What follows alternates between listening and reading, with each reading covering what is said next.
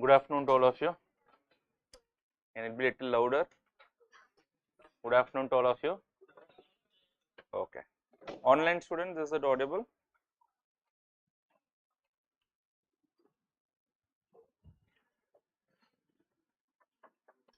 Online students, please give me a confirmation.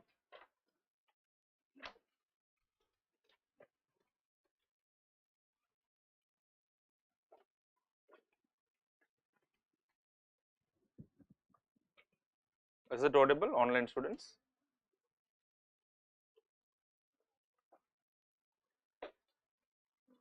Okay. So we'll continue with wherever we left in the last class. So once I'm done with that, I'll proceed with the executives part as well. Okay. First, we'll try to complete. Around 50 questions are still pending. 50 not, I think around 35 questions are pending. 110 questions are there, including the DPSP and the fundamental duties. I'll cover that. It will not take much time. We'll cover that and then we'll move on to the executives. Okay. Okay. So directly come to question number 76. This is where we, until 75 we are done yesterday. Okay. So come to the freedom of the press in India. So what about the freedom of the press in India? Do we have freedom of the press? Is it explicitly mentioned in the constitution? There is no explicit mention in the constitution, but however the Supreme Court of India has said that it is implied under Article 19 class 1 subclause A. That is, it is implied under the right to freedom of speech and expression. Does anyone know in which case the Supreme Court held this? That is just an extra information. If you know, probably it was held by the Supreme Court for the first time in 1950 in the Romesh Thapar case. Subsequently, the Supreme Court also held this in the Bernard Coleman case in 1973. But anyways, you just remember that it is not directly mentioned. It is only an implied right under which article? Article 19 class 1 subclause A. Okay. How many reasonable restrictions are there when it comes to right to freedom of speech and expression?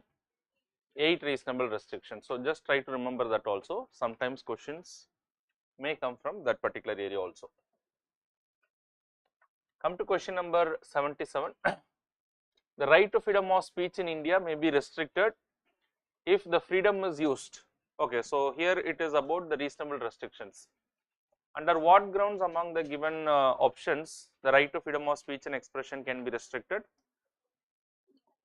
Incite to violence. Can you also tell me the other grounds? We have already read that there are 8 grounds. One is on the grounds of sovereignty and integrity of India, security of the state,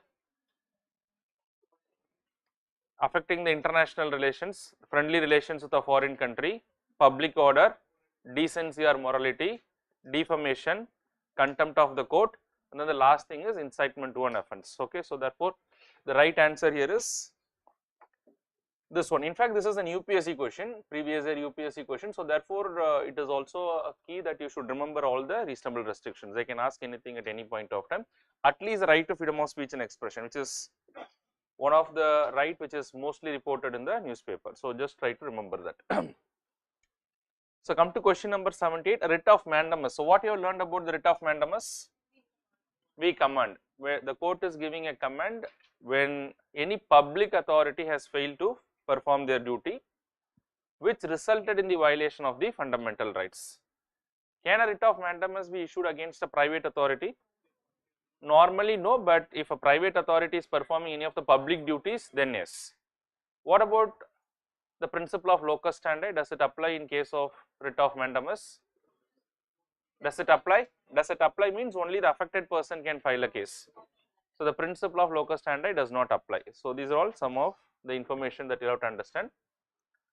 What about the writ of mandamus? Can a writ of mandamus be directed against a Chief Justice of a High Court when the Chief Justice of a High Court is performing what is called as an administrative function?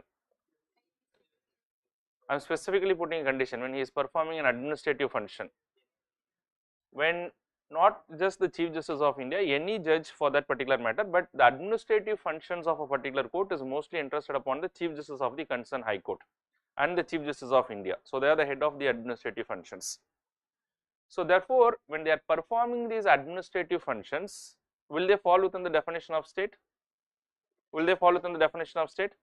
and when they fall within the definition of state, against their actions writs can be issued by the other judges also in the High Court. So try to remember this, but only when they are performing what is called as an administrative function. So what is the answer in this particular case? A writ issued by the superior court to command that a specified thing be done. Is that the right answer? Yes, the writ issued by a superior court to command a specified thing to be done towards a public authority. That's an implied understanding. Okay. So the right answer is option A. Any questions? Okay, so come to the next question.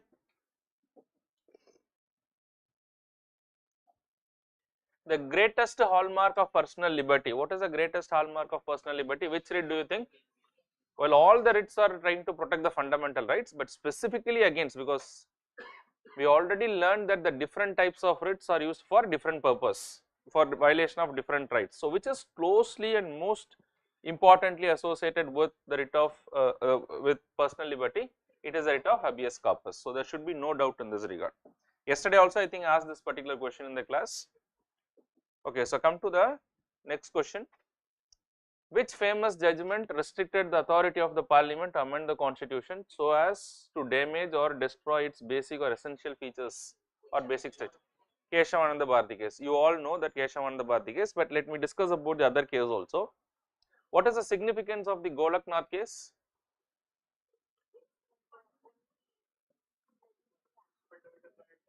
Golaknath case was the first case to say that the fundamental rights cannot be amended, and if it is amended then it can be declared to be invalid.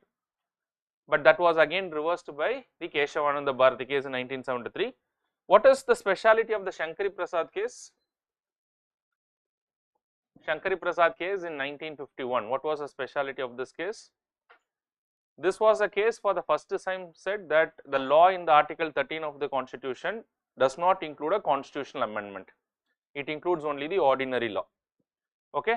And then it also gave amending powers to the parliament, that they can amend any provisions of the constitution including the fundamental rights. So this was the significance of the Shankari Prasad case, but gradually all these things culminated in the Keshavananda Bharati case, which was considered to be the, which declared that there exists what is called as a basic structure. But for this year examination, one case if at all very important, I feel it is the Minerva Mills case, because there is a lot of controversy that is happening with regard to the directive principles of state policy and the fundamental rights, because in the way of implementing the directive principles of state policy, some of the fundamental rights get affected. So in that context also it is very important. And to what extent do you think that the Minerva Mills case is related to the present controversy? Is there any relation between the Minerva Mills case, or in general is there any relation between the Minerva Mills case and the fundamental rights and directive principles of state policy? So what was held by the Minerva Mills case in relation to the fundamental rights and DPSP? Very good. It is a Minerva Mills case which brought in the idea of what is called as harmonious balance between the fundamental rights and directive principles of state policy. By harmonious balance, they meant that both have to complement one another. It is not that both are opposing one another, both has to complement one another. And to that extent, the Minerva Mills case gave primacy to two directive principles of state policy over certain fundamental rights. What are the directive principles of state policy which may have primacy over Article 14 and Article 19? It is Article 39B and Article 39C. So try to remember this. So they said that Article 39B and Article 39C may have primacy over Article 14 and Article 19. So this means that when any law is made by the parliament or by the state legislature, and the objective of that particular law is to implement Article 39B and Article 39C. And what is Article 39B and Article 39C? Can anyone tell me? Very good. Distribution of material resources and prevention of concentration of material wealth. So in order to implement the objective under Article 39B and Article 39C, any law if it is enacted by the parliament or by the state legislature, and if that law is found to be violative of Article 14 and Article 19, still they cannot be challenged in a court of law, but on the grounds of what? Only on the grounds of violation of Article 14 and Article 19, not on the grounds of other articles. So therefore this becomes very, very important.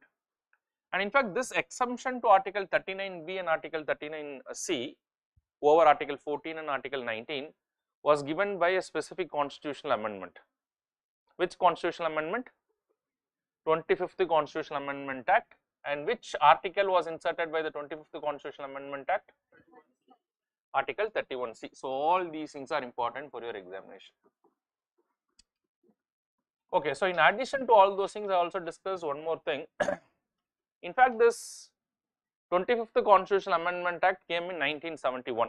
1971, 25th Constitutional Amendment Act was brought in, which gave primacy to Article 39B and Article 39C over Article 14 and Article 19. At that point of time, it was Article 31 also, but subsequently Article 31 was repealed. So presently the position is only over Article 14 and Article 19. Is that clear?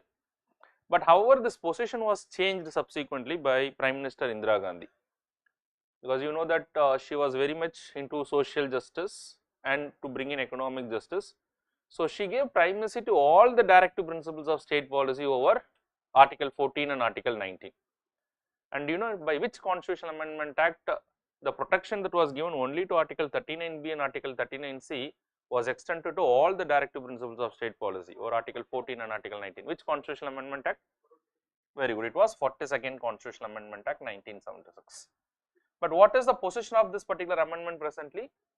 This was again struck down by the Supreme Court in the Minerva Mills case. So the Minerva Mills case restored the position of the 25th Constitutional Amendment Act. So today presently, which directive principles of state policy can have primacy over the fundamental right of 14 and 19?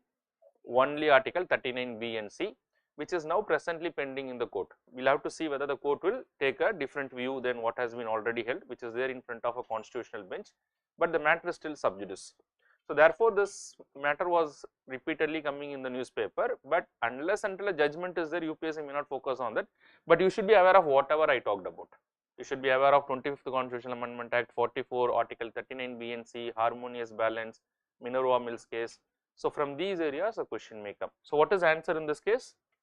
It is the Keshavananda Bharati case. Clear? Please come to the next question. The 44th amendment of the Constitution speaks of what? Is related to what? Right to property was taken away as a fundamental right. So what is the position of right to property today? So right to property is still a constitutional right, but executed by way of a law. So therefore it is also considered to be a legal right. Okay, so the right answer is option A in this particular case. Come to the next question. What is the objective of Article 31C inserted by the 25th Constitutional Amendment Act 1971? What is the objective of this? To provide judicial immunity to the laws made to give effect to Article 39B and C over the fundamental right of Article 14 and Article 19. Now, when I talk of the laws here, is it only the law made by the Parliament or law made by the state legislature only, or both?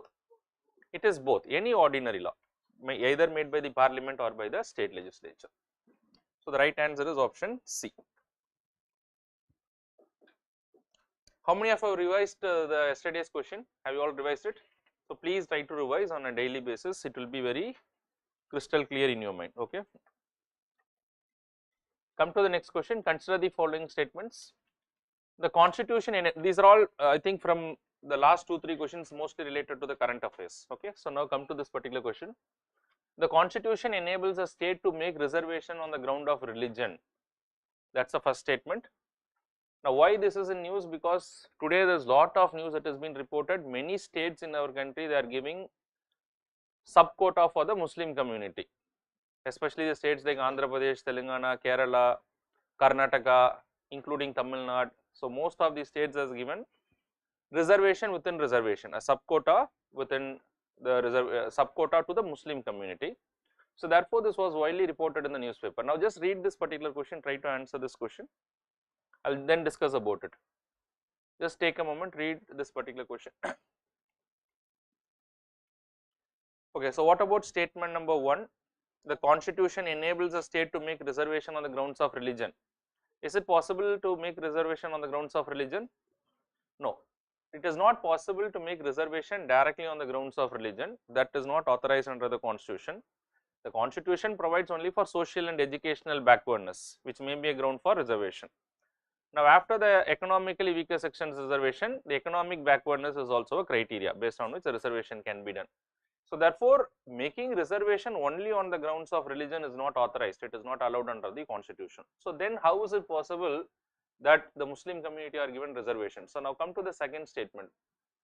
There are many state government in India which provide separate reservation, sub-quota to the people belonging to the Muslim community. Is that true? That is factually true. But is it not contradicting one another? So, do you think that the states were wrong in doing that? How many of you think that the states are wrong in doing that?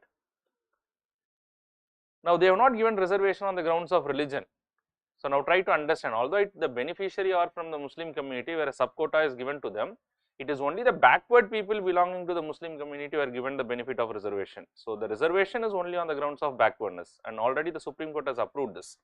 Any community of people for that particular matter, if they are backward, they can be given the reservation. So, that is the reason a sub-quota has been given to them. Okay. So, this is true while this is not true. Okay. So, but the very basis of reservation is only what? It is the backwardness, that is social and educational backwardness. So, this particular statement is true. Which of the statements given above are incorrect? What is the answer? It is one only.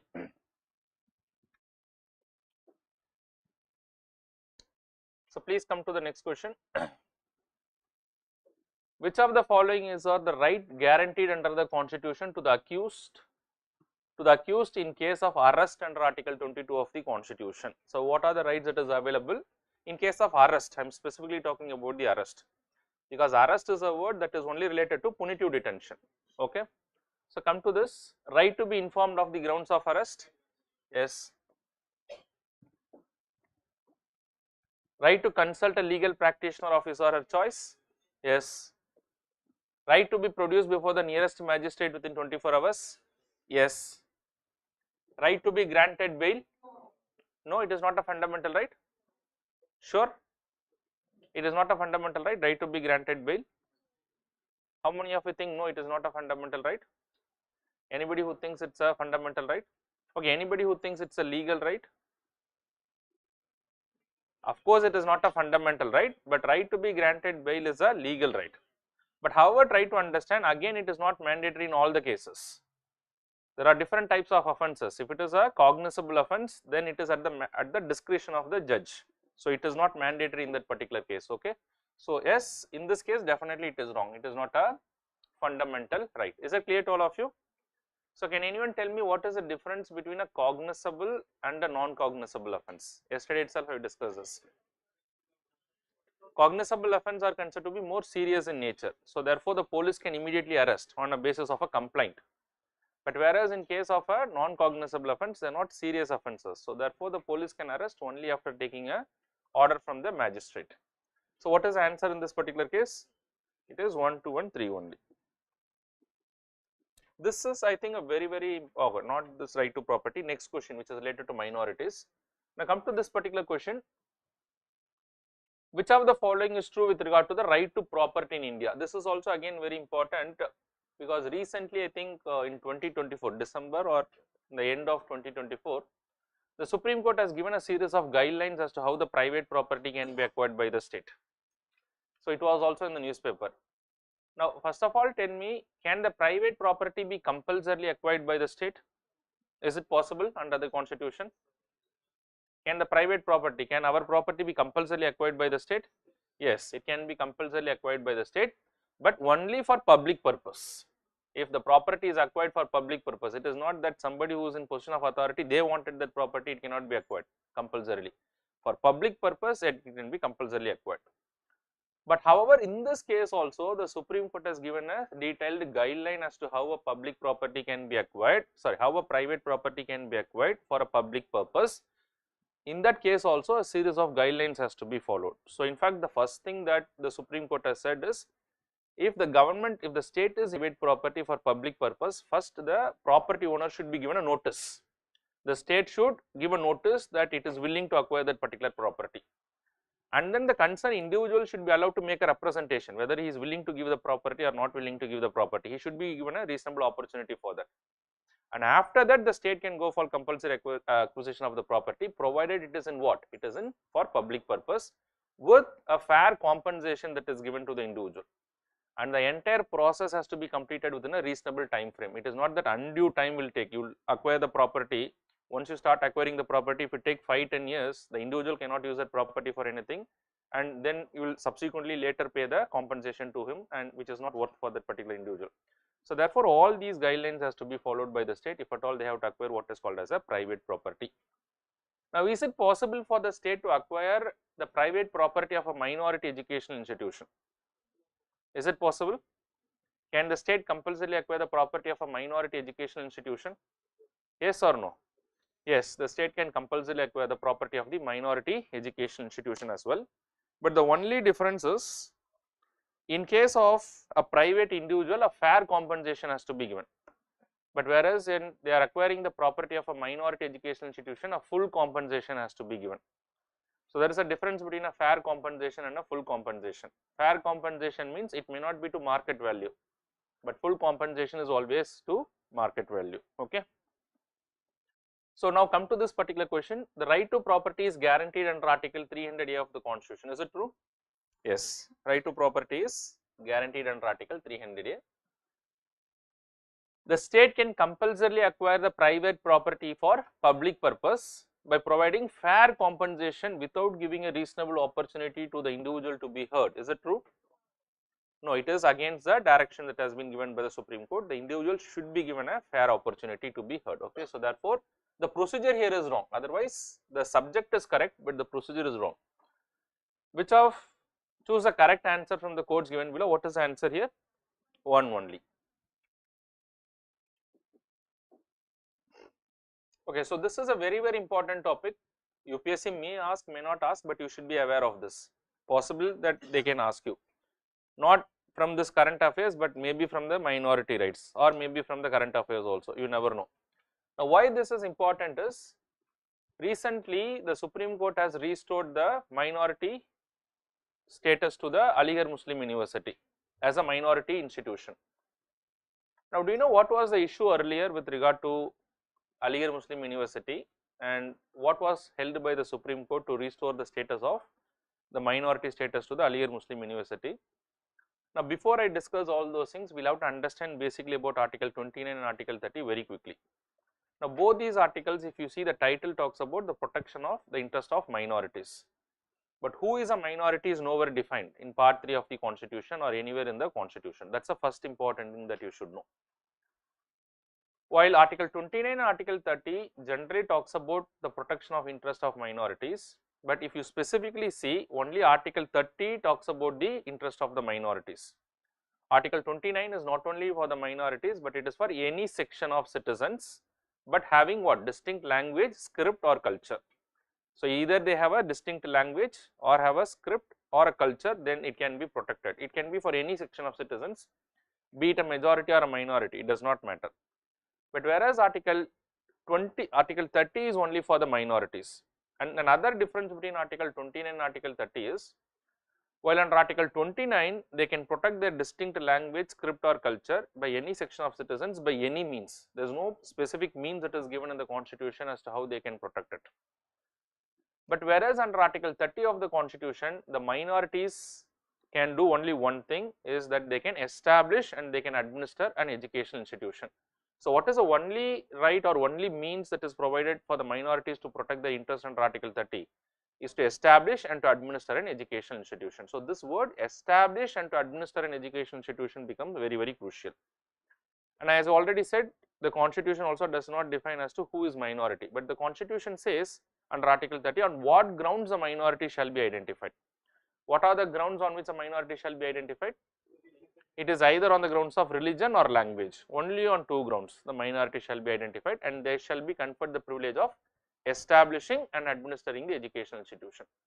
Establishing means the founder of that educational institution should belong to a minority community, or it should be by a trust which belongs to a minority community. Once they establish, then they will have the right to administer. Now, with this information, if you come to the issues in the Aligarh Muslim University very quickly, although I am saying that the current affairs will not be very important as long as it is changing the provisions of the Constitution or something, but anyways, you should briefly know about this. If you see the status of this Aligarh Muslim University, when it was established, the name of this particular college was Mohammedan Anglo-Oriental College, which was established for the benefit of the Muslim community by the person belonging to the Muslim community. So, no problem. But in 1920, the university was established by, it was renamed as what is called as Aligarh Muslim University based on the law passed by the British Parliament. And then it was established by a particular act that is passed by the British Parliament, then controlled by the state. Then subsequently this matter was brought in front of the Supreme Court in a case which is called as Ajiz Basha case. Now these things are not very important, but what has happened in this particular case is, the Supreme Court said, look into Article 30 of the Constitution. Article 30 of the Constitution gives a right to minorities when it is established by whom? Established by a minority and administered by, then they will have the right to administer that. But however, in this case the Supreme Court said that starting 1920 it was established, Aligarh Muslim University was established by way of what? By way of a statute, by way of the law that is passed by the British Parliament. So therefore, it is not established by the minorities and hence it cannot be given the status of a minority educational institution. After this judgment, some amendment has been made, but then again the matter has gone to the court. Now recently the Supreme Court said, you cannot take away the minority status of a educational institution just because it is established by way of a statute. What is important in seeing whether an educational institution will be given the minority status or not depends upon the genesis of that particular educational institution and what is the larger objective based on which the educational institution was established. So though in 1920 it was established by a way of a statute, but if you look into the genesis, it was established by the minorities, and the larger objective as to why they established this educational institution is to protect the educational interest of the minorities. So therefore they have to be given the minority status, and they have restored the minority status of the Aligarh Muslim University. So this is something that you will have to keep in your mind, which is a change that has happened in the stand that is taken by the Supreme Court of India. Now the second thing is it possible that in a minority educational institutions there can be admissions to the students from the non-minority community? Yes. The Supreme Court has made it very clear, it is not there in the Constitution, but the Supreme Court has made it very clear, one of the privilege of any minority educational institution is that they can reserve the seats for the students belonging to the minority community up to 50%. Apart from that, they can give the seats to the non-minority community also. So therefore, there is no restriction in that particular regard. One last information that I want to discuss is, what is the basis on which the minorities are identified under Article 30 of the Constitution? That is, the basis of course is on two grounds. One is religion and language, but when it comes to the territorial entity, whether the entire country is to be taken into account or a particular state where the educational institution is established should be taken into account. A state has to be taken into account to identify what is called as minority. So in any state, if a particular section of people belonging to any religion or belonging to any language, if they are less than 50%, then they would be considered to be minorities. Is that clear to all of you? So with that information, try to solve. I try to give you the holistic knowledge about Article 29 and Article 30. So consider the following statements. While Article 30 is only for the minorities, whereas Article 29 is for any section of citizens having distinct language, script or culture. Is it true? Yes, that is true. The term minority is well defined in the Constitution. It is nowhere defined in the Constitution. Any minority educational institution will lose its minority status if it is incorporated by way of a statute and administered by the state. No, because the Supreme Court has recently taken a stand. You will have to look into the genesis of that institution and the larger objective as to why it has been established. So this is also wrong. A minority educational institution cannot admit non-minority students into the educational institution. So they can admit. Okay. So what is the answer in this case? So 1 and 4 is the right thing. The question is asking for the correct one or the incorrect one.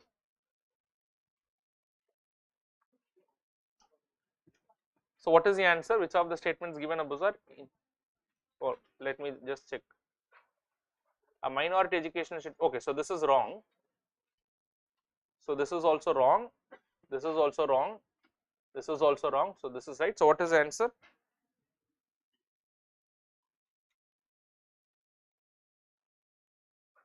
Option C only. Come to the next question. Which of the following is or not part of right to privacy? So which of the following is implied under right to privacy? So based on the judgments and all those things, can you just tell which of the following is not part of right to privacy? Right to privacy to personal data, is it part of right to privacy? Yes, it has been recognized by the Supreme Court in the Puttaswamy case. What about bodily integrity? Is it part of right to privacy? Bodily integrity means one's autonomy over one's body. Say for example, somebody wanted to undergo medical treatment, somebody wanted to terminate their pregnancy. So these are all part of their bodily integrity, which the Supreme Court has recognized. It's part of the right to privacy. Right to spousal privacy, yes, recently, although it was not held by the Supreme Court, it was held by the Madras High Court, but sometimes it can also come. So right to spousal privacy is also part of the fundamental right, which was recently held by the Supreme Court. I gave an example also yesterday as to what is this right to spousal privacy, which means within the partners, no spouse can spy upon another individual and get some evidence which is not admissible. If they even get them record something which is not admissible as an evidence in a court of law. Why? Because the process by which they have taken this particular material or record is violating the privacy of the spouse. So therefore, they declared that in infringement of fundamental right, you cannot produce any evidences in a court of law. So therefore, this is also part of the fundamental right. So what is the answer in this case? The answer is option D. D is the right answer. Okay, so come to the next question. So these are all based on the current affairs. The Supreme Court of India has recently declared which of the following to be the fundamental right? Recently, which of the following to be the fundamental right? Can anyone tell me? So first let us try to eliminate the things. First of all, let us try to eliminate. What about right to die? There is no right to die, there is only right to die with dignity. Okay, so right to die is not the right thing. Okay, so there is a lot of difference between right to die. In fact, there is no right to die, there is only what is called as right to die with dignity. So can anyone tell me what is the difference when you say right to die? Right to die means anybody at any point of time can give up their life. That would amount to suicide, which is a punishable offense. But what is right to die with dignity? Right to die with dignity means somebody's natural death has already commenced. So natural death has already begun, but the life is not completely gone. So therefore, the way that they are leading their life is below their dignity. Especially someone is in a permanent vegetative state, they are not able to take care of themselves, and there is no possibility that they will come back to normalcy. Under such a situation, the court has allowed to carry out what is called as passive euthanasia. So therefore, this is definitely not there. So we will eliminate this. What about right to internet? Do we have right to internet? How many of you think we have right to internet? Please raise your hand. So in which case do you think that the Supreme Court has given the right to internet? Which case? There is no right to internet in our country. Please be very clear about it. In the Anuradha Basin case, the Supreme Court said that the state cannot prevent the use of internet for a prolonged period of time. Why? Because if you restrict the access to the internet, it is violative of their right to write under Article 19, that is right to freedom of speech and expression and right to profession. So therefore, internet can be restricted, but it is subject to the reasonable restrictions that is given under Article 19. So it did not say that right to internet is a fundamental right. They said that while you should not prevent the people from having access to the internet, it can be restricted, but it should not be restricted in an unreasonable manner, because preventing access to internet would be violative of Article 19, that is right to freedom of speech and expression and the right to freedom of profession. It has not directly said right to internet as a fundamental right. So therefore, it was also reported like that in the newspaper, but you please read the judgment, you will understand. You don't have to read the judgment. If you trust in me, you can take this particular statement. So right to internet is not a fundamental right. So it has not been declared to be what is fundamental right. So this also you can eliminate. So we are just left with two more options. So what are the other two options? Right to be forgotten, and the other thing is disabled persons right to access to environment, services and opportunities. So what is the answer between these two? Right to be, okay, so right to be forgotten, if you look into the judgment of the Puttaswamy case, somewhere, although we do not have a legal mechanism right now with regard to right to be forgotten, but however, if you look into the Puttaswamy case, somewhere there is a reference of this right to be forgotten. So what is this right to be forgotten? Can anyone tell me? Not only on the internet, anything on public records. Anything on public records, anything which is available to the public, if it is no longer relevant, then it should be erased. So as long as it is relevant, say for example somebody is accused of some crime which is published in various newspapers, then later he was found to be innocent in a court of law. So therefore the individual will have the right to erase all those things. So that is basically what is called as the right to be forgotten. So somewhere in the Puttaswamy case they have talked about this right to be forgotten, but however that is not the answer in this particular question, because the question is asking recently. So recently means today we are in 2025. So recently between these two things, in 2024 or in the 2025 beginning, the Supreme Court has declared, in fact the then Chief Justice of India has declared that the right of the persons, disabled persons, right to access to the environment, services and opportunity should be a right implied under Article 21 of the Constitution. Yes.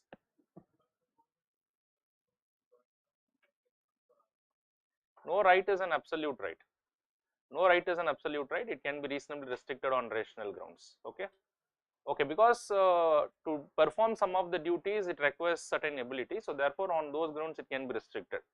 So whenever I talk of right to equality, you should understand only the equal should be treated equally. So there is no point in comparing absolute equality, but this has been declared. The Supreme Court has declared, but it will take some time to frame a law and to implement this effectively. So what is the answer in this particular case? It is option A. Case I am not sure, if you want I will refer that and I will tell you, but it was declared to be a fundamental right. Okay, so come to the next question.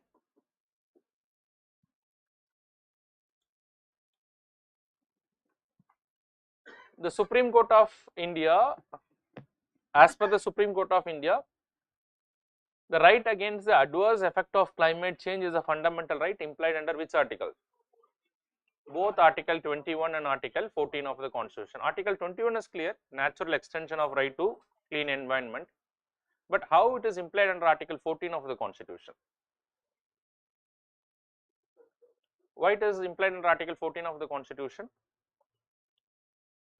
Article 14 of the Constitution also talks about what is called as equal protection of laws, which means try to understand the people in our country and their ability to cope up with the effects of climate change is not equal. Somebody who is rich, they can have an air condition in their home and then probably they can cope up with the effect of the climate change. But however, somebody who is not even having a house, for them to cope up with the effect of climate change is very difficult. So therefore, who has to pitch in and protect all these things? It is a responsibility of the state. Okay. So that is the reason that they said that it is implied under Article 14 and Article 21 of the Constitution. So what is the answer here? Both 1 and 2. Okay, so come to the last question in fundamental rights. Which of the following best explains the difference between writ of prohibition and certiorari? Now, one, while the writ of prohibition prevents a lower court from exceeding its jurisdiction, whereas the writ of certiorari rectifies an error in the judgment of the lower court. Is it true? That is why prohibition is preventive in nature, writ of certiorari is curative in nature. So yes, this statement is true.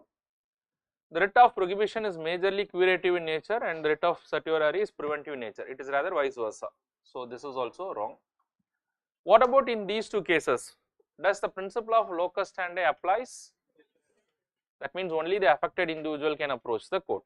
But in all the other three writs, the principle of locus standi does not apply. That is also very important. Sometimes UPSC can put one statement and it can ask you. So what is the answer here? Choose a correct answer from the codes given below. What is the answer? 1 only. Okay, so come to this area. This area also very easy area, but you can get 2 questions in your prelims examination. One from DPSP, one from fundamental duties. Very simple, but 2 questions. Okay, so don't underestimate this area. Very, very important. Come to the next part. The instrument of instruction contained in the Government of India Act 1935 has been incorporated into the Constitution in the year 1950 as what is objectives resolution related to?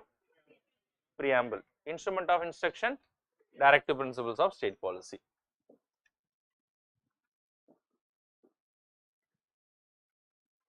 Which of the following, and this is again another important theme, Before you appear to the examination, you should be in a position to differentiate between what is a fundamental right, what is a directive principles of state policy, what is a fundamental duty. This is one important theme UPSC year after year has been asking the questions. Usually you will get confused not between the fundamental rights and the other things. DPSP and fundamental duties, there can be some confusion. So try to be very clear about it. Okay. So now come prohibition of traffic in human being and forced labor. Is it a DPSP? No, it is a fundamental right. Under which article it is a fundamental right? Article 23. Very good. Prohibition of consumption except for medicinal purposes of intoxicating drinks and other drugs which are injurious to health. What about this? It is DPSP, not under Article 39, but it is part of DPSP. In fact, it is because of this only many states have passed legislations to prohibit the consumption, ban on the sale of alcohol, some of the states. Okay, so this is definitely there as a part of DPSP. So what is the correct answer? The correct answer is option 2 only. And one more important area with regard to the DPSP is you should all be aware of what is a socialistic principle, what is a Gandhian principle, and what is a liberal intellectual principle. That at any point of time can be asked by UPSC. And you should also be very clear that this distinction is not there in the constitution. It is only philosophically, by principle they are little different. So therefore it is classified for the academic purpose, but there is no such distinction in the constitution.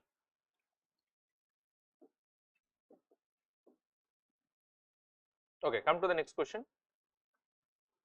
The purpose of inclusion of directive principles of state policy in the constitution is to establish social and economic democracy, that is the social and the economic well-being of the people.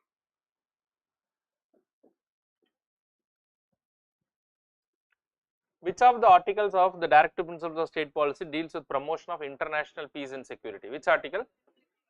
The last directive principles of state policy, which is Article 51. Very simple questions may be asked from here, but yes, 2 questions you can expect. Okay, so this is again very important.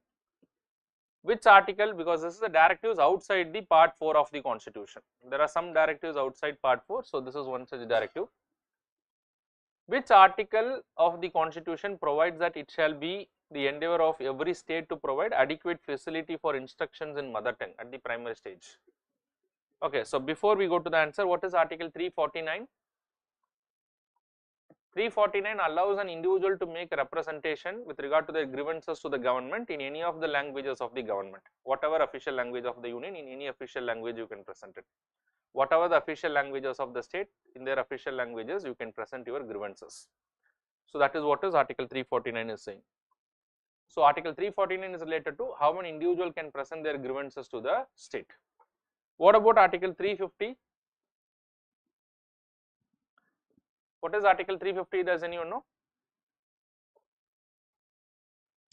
Article 350. Okay, Article 350A is related to the answer in this particular case. Does anyone know what is Article 351? So Article 350 allows for the appointment of a linguistic commissioner for the linguistic minorities. So that is what is Article 350. Article 350A is related to the question what has been asked, that the state shall take measures to promote what is called as instructions in mother tongue. What about Article 351?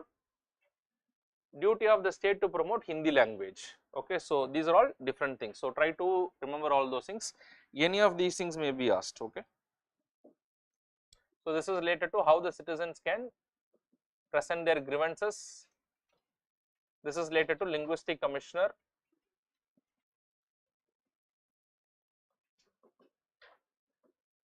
This is related to promotion of mother tongue. This is related to promotion of Hindi language.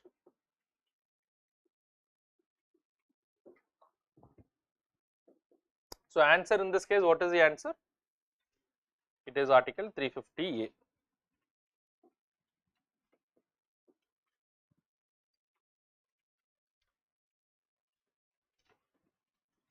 Which of the following is not included in the list of fundamental duties in the constitution? Which of the following is not a fundamental duty? Please say the answer. To safeguard the property and to abjure violence. Is it there in the fundamental duty? Okay, fundamental duty is in which part of the constitution? 4A. Which article?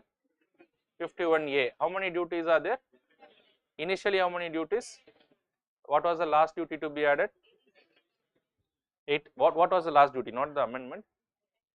It's responsibility of the parent or the guardian to educate the child, and that was last inserted by the 86th Constitutional Amendment Act. There is one significance about this 86th Constitutional Amendment Act. What is the significance of this 86th Constitutional Amendment Act? In fact, it is this 86th Constitutional Amendment Act that has amended all the 3 parts in the Constitution: fundamental rights, DPSP, as well as the fundamental duty. Okay, so try to remember this as well. What it has inserted into the fundamental rights? Article 21A. What change it has made into the DPSP? That the state shall take care from 0 to 6 years. Initially, it was not 0 to 6 years. But then 6 to 14 years they have made it as a fundamental right, education. So, they have made changes in the DPSS 0 to 6 years, and then correspondingly they have inserted one more fundamental duty also in the fundamental duties.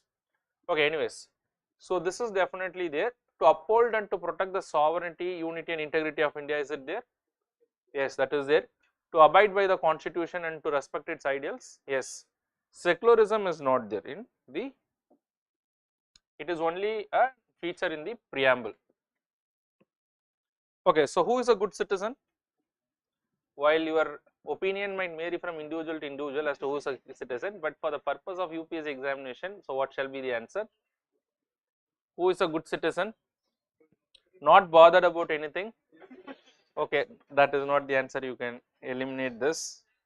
These are all the things that you should definitely attempt, but you should get it right. That is very important. Not attempting is important, you should get it right. Educated? Not necessarily. Not necessarily. Rich in cultural heritage? Not necessarily. See, all these things may not help others. So, a good citizen is someone that who should not create any problem to others. Not necessarily only create problem to others, he should help others also probably.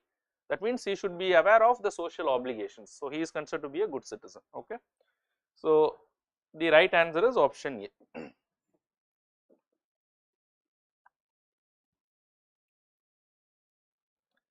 The concept of welfare state is included in the Constitution of India. Where it is mentioned? It is in the directive principles of state policy.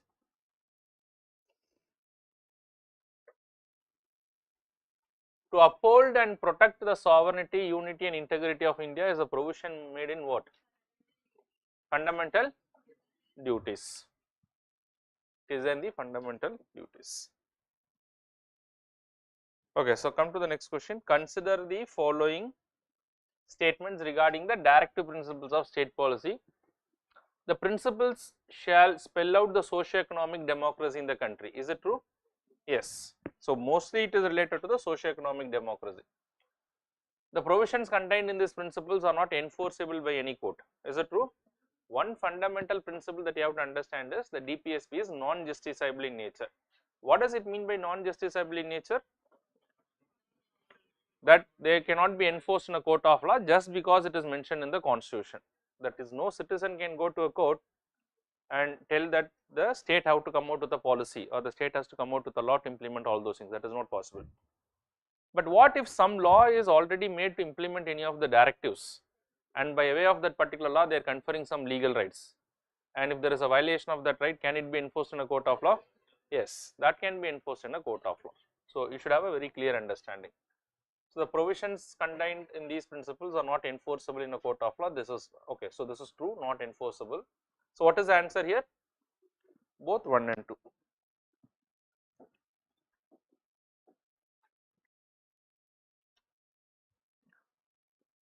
Can you give an example of any law that has been made to implement the directive principles and thereby it is conferring legal right upon the people? Any example? Yes? Alcohol prohibition. So, what is the legal right that it is conferring? Very good. NALSA is there. NALSA, which provides free legal aid. So, certain categories of people are given the free legal aid. So, therefore, when they are not given the free legal aid, they can approach the courts. Very good. Mahatma Gandhi National Rural Employment Guarantee Act is there. To certain sections of the people, it is providing 100 days of wage employment. which is with an objective of ensuring livelihood to all the people, so at least to the poor people. So there are certain laws. And why I am saying this, there is one more important category where UPSC asks a question is, they can give you list of laws and some policies, and they can ask you which of these laws and policies are aimed at implementing the directive principles. So normally for such question the answer would be all of the above. 99% it would be all of the above, okay, because most of the legislations in our country one way or the other will be related to any of the directives, but sometimes yes, it cannot be related. So you should be very sure that yes, it is not at all related. So in that case only it will not be all of the above, otherwise it is mostly all of the above, okay. So come to the question. In the context of India, which of the following is correct relationship between the rights and duties? What is the correct relationship between rights and duties?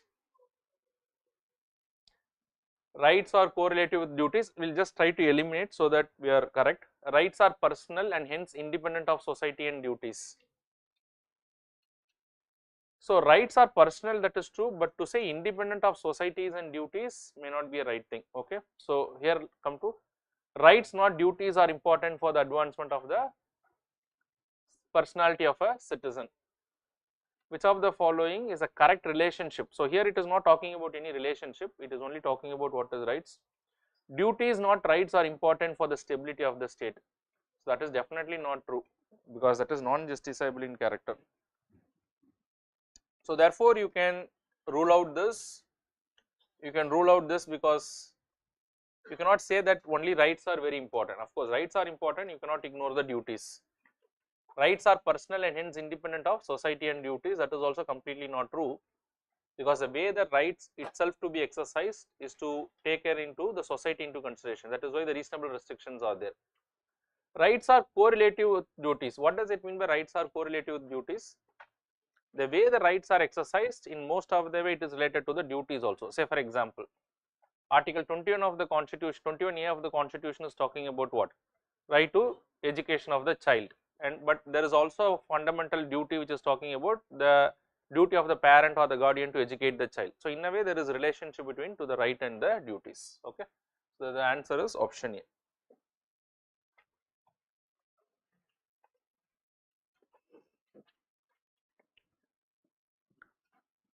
Which of the following statement is true of the fundamental duties of an Indian citizen? A legislative process has been provided to enforce these duties. So what does it mean by legislative process has been provided? Does the Constitution provides for a specific procedure to enforce any of the duties? Can any of the duties be enforced in the first place? Yes, the state is free to enforce any of the duties. So please have an understanding of this. If tomorrow if the parliament wanted to make any law, and by that law they can enforce any of the duties, but the fundamental duties cannot be enforced just because it is mentioned in the Constitution. So when I say that the fundamental duties are non-justiciable in character, it cannot be enforced just because it is mentioned in the Constitution, but the state is free to bring any law, and by that law they can enforce any of these duties. But the question here is, the key word here is, there is a legislative process that is provided. Say for example, to bring in a money bill there is a separate process, to bring in a constitutional amendment there is a separate process. Is there a legislative process that is mentioned in the Constitution to enforce any of the fundamental duties? There is no separate legislative process. So therefore it is because of that this particular statement is wrong. They are correlative to legal duties. What does it mean by they are correlative to legal duties? Does it make the duties enforceable in nature? They are not correlative to what is called as legal duties unless and until a law is made. So just because it is there in the Constitution, they cannot be enforced. So select the correct answer using the codes given below. What is the answer? Correct answer, right? So it is neither 1 nor 2. Is that clear to all of you? Correlative means, is it related? Or in other words, to put it very simply, can the fundamental duties be implemented legally? That is not possible unless until there is a law. So therefore it has no relation to what is called as legal duties, okay. So that is also wrong. So the answer is option D. Come to next question. Consider the following statements. With reference to the Constitution of India, the directive principles of state policy constitutes limitation upon what? Is there any limitation upon the legislative functions because of DPSP? There is no limitation, because there is nothing upon the state to implement any of these duties. If they want, they can implement, otherwise they will not implement. Okay, so therefore there is no such limitations. But however, do you know what is the reason? So this is definitely there is no limitation. So there is no limitation upon the legislative function. Is there any limitation upon the executive function? There is no limitation upon the executive function also. So now try to understand the executives. There are two ways that they can bring in welfare to the people. One is by a way of a law, one is by a way of just a policy, by an executive action. So in both the cases there is no limitation. If they want to do, they can do, otherwise they will not do. So therefore there is no limitation upon the executive functions as well as the legislative functions. But why do you think that it has been made non-justiciable in character? What is the reason that was given by Dr. B.R. Ambedkar? So who said that it should be non-justiciable in nature? The first thing is these are all very idealistic in nature. It is of very high level of thing that is to be achieved, which the state may not have the resource. So therefore there is no need to make it justiciable in nature. Second thing is, in a democracy, no government can ignore these directives for a long time. If they ignore these directives for a long time, then the people will ultimately remove this government in a democracy. So therefore anyways there is a pressure for the government to implement these directives. So he said that let it continue to be a non-justiciable part, and the state, whenever it has the resources, let it implement the various directives. So therefore it does not put any restriction on the legislative function or the executive function. Or in other words, to put it very simply, any legislation that is brought in by the state or any policy that is brought in by the state, let us assume any welfare scheme that is brought in by the state, which is an executive action, cannot be challenged in a court of law on the ground it is violative of the directive principles of state policy. But it can be challenged in a court of law on the grounds of violation of fundamental rights, but not on the grounds of directive principles of state policy. Therefore there is no restriction on the legislative actions and the executive functions. Okay, so what is the answer here? It is both 1 and 2, right? Okay, so it is neither 1 nor 2 because they are asking correct. Okay.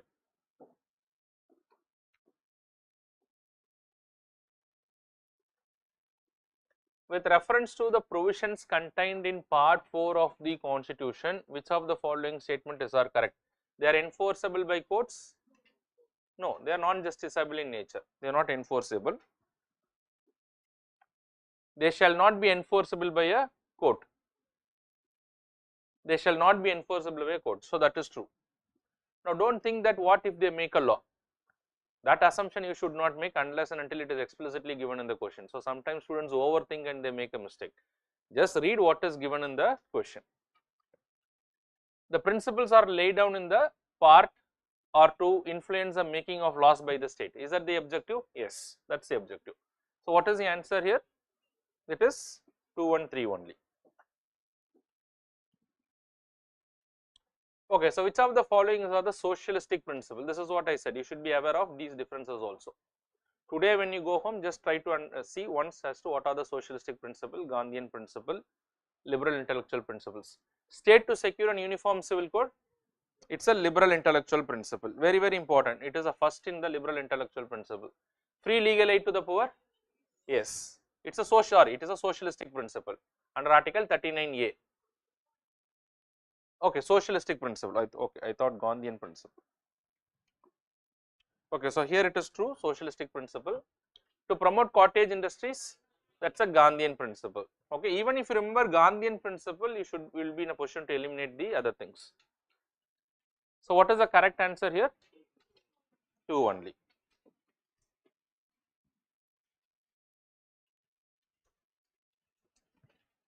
Okay, so which of the following is or a fundamental duty under the Constitution of India? Paying taxes? No, it is not a fundamental duty. It is a legal obligation based on the laws in our country, only for those people who are making the income, not for everyone, because it is based on the principle of equal protection of laws. Okay, so this is not there. Respect national anthem and national flag?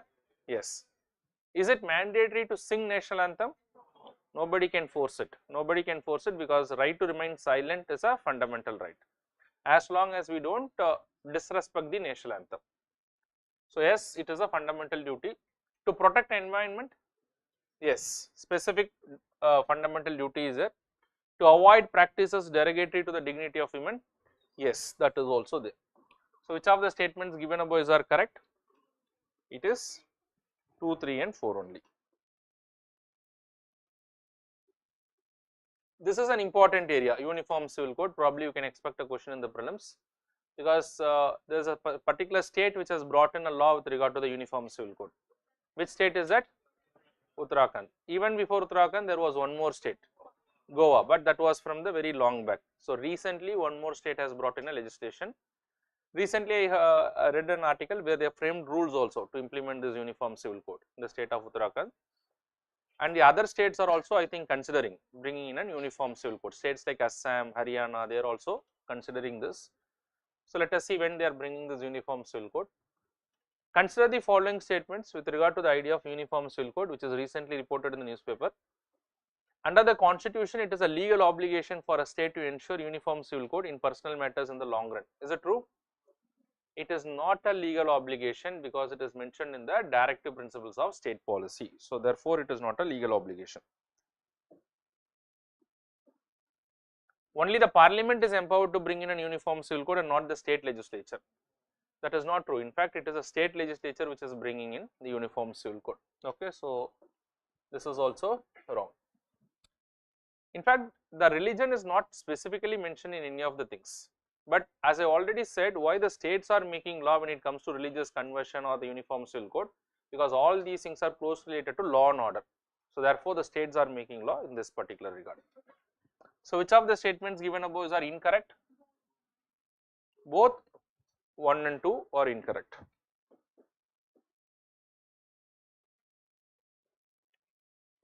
Which of the following state in India has recently enacted a legislation bringing in uniform civil code in India? Which state? Uttarakhand. Okay.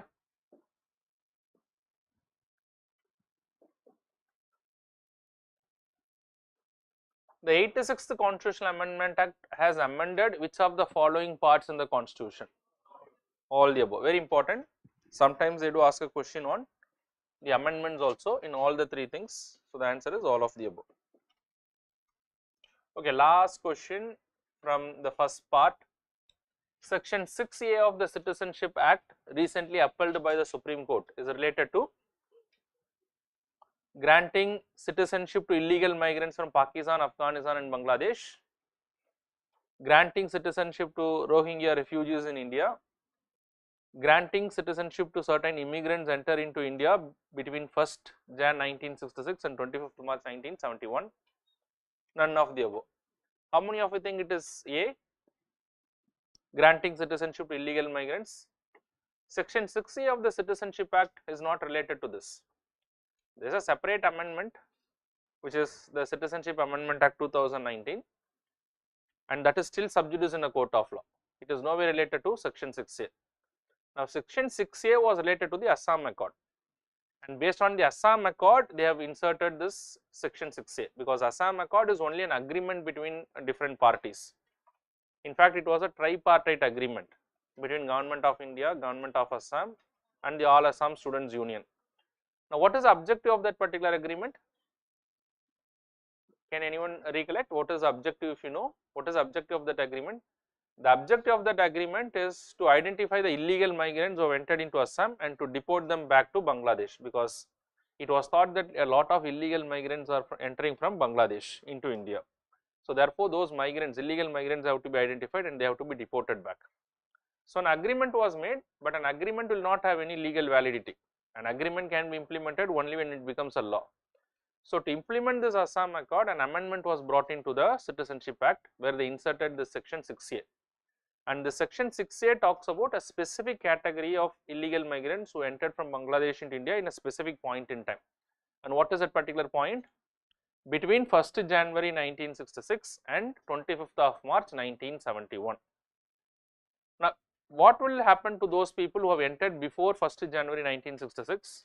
If they have entered as an illegal migrant from Bangladesh to India, they will be given the citizenship, no problem. For those categories of people who entered from 1st January 1966 and before 25th March 1971, that is till 24th March 1971. Now, what is the significance of this 24th March 1971? The significance is that is when independent Bangladesh was created. So till that point of time, anyone who has entered into India, what will happen to those categories of people? they will be given the citizenship, but not immediately. Whenever they will be identified as an illegal migrant, then from that point of day, for 10 years they have to stay in India, and then after that a citizenship will be given to them. In the meantime, they will have all the rights of a citizen except the right to vote. They will not be given the right to vote. Now, this provision is what is there in section 6A of the Citizenship Act, and this was recently challenged. Long back it was challenged in the Supreme Court. Recently the Supreme Court has upheld this particular provision. Okay, so that is what is section 6A. So what is the answer in this particular case?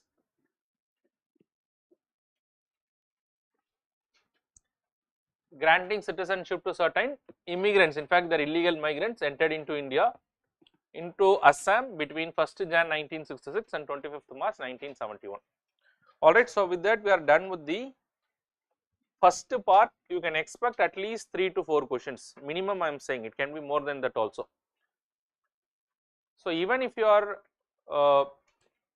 listening to the class well, if you are lucky enough, you are doing only the class, but if you have attended my PMP or whether without PMP, if you have done your part on your own, then I am sure that you can get most of the questions right from this particular area.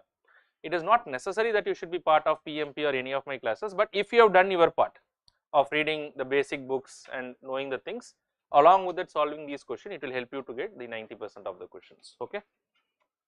Alright, so now we will move to the second part, where we will get into the union and the state executives.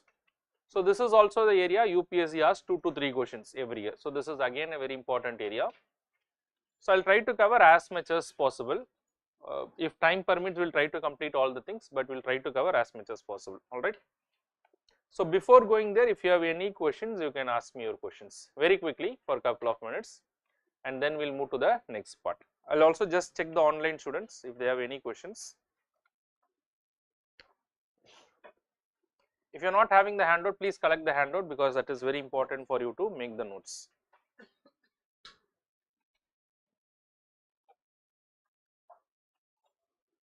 Alright, shall I move forward to the next one? Can a state? No, not directly in the name of religion. They can identify certain categories of people from a particular religion, provided those categories of people are backward in nature, social and educationally backward, and then the reservation can be conferred upon them. So just not directly in the name of religion, unless and until they do not belong to the backward community, the reservation cannot be given. Okay.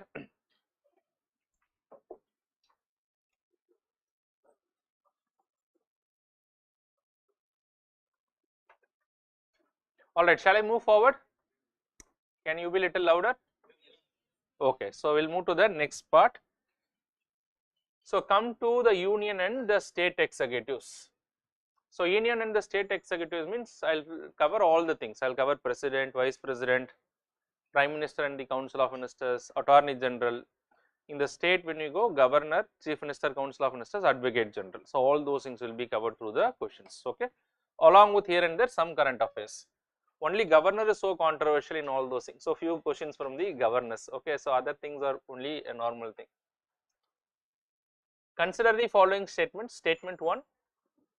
The governor of Punjab is concurrently. So this is a very old question, but presently also you should know. Okay, so let us see. The governor of Punjab is concurrently the administrator of Chandigarh. Is that true? You just try to see presently. This is in fact a very old question, 20 years old question. But if you see presently, is it true? The governor of Punjab, anyone from the state of Punjab, anyone from Chandigarh in this class?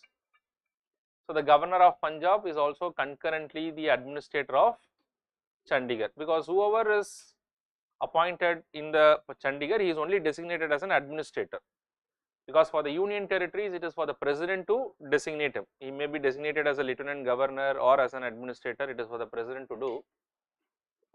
So is it true the statement? Presently I am asking if you are aware of this. The governor of Punjab is concurrently the administrator of Chandigarh, so presently it is true. It is not only presently true, from 1984 the government of India is following this conventional practice. So that means almost for over 40 years the government is following this conventional practice, that whoever is appointed as the governor of Punjab is also concurrently appointed as the governor of, the administrator of Chandigarh. but it is not necessary, it will not be changed, it can be changed if the government wants to change it, but this is a convention that I have been following for a long time. So yes, statement 1 is right. The governor of Kerala is concurrently the administrator of Lakshadweep. What about this? Is it true presently? The governor of Kerala is also concurrently the administrator of Lakshadweep. So presently this is not true. There is a governor for the state of Kerala, there is a separate administrator for the union territory of Lakshadweep. So here the government is not following that convention. It may change in the future, but presently it is not the case. The governor of Kerala is concurrently the administrator of Lakshadweep is wrong. So which of the statements given above are correct? So what is the correct answer? One only. So therefore you cannot stop it here. So instead of Lakshadweep, they can ask what is called as Andaman and Nicobar Islands, or maybe they can ask Puducherry. So therefore it is also your responsibility to see who are the governors and administrators of certain union territories. So normally there is a convention that they follow, that a nearby state governor is also appointed as an administrator, but not necessarily it may be true in all the cases. Okay. So the answer for this particular question is option A. Okay, now tell me when the governor, so in this case the governor of Punjab is also concurrently the administrator of Chandigarh. Now when he is acting as an administrator of Chandigarh, does he have to act in accordance with the aid and advice of the Council of Ministers of Punjab? Yes or no? In that case he will be an independent authority. So he will directly report to the president. Okay, so he doesn't have to act on the aid and advice of the Council of Ministers.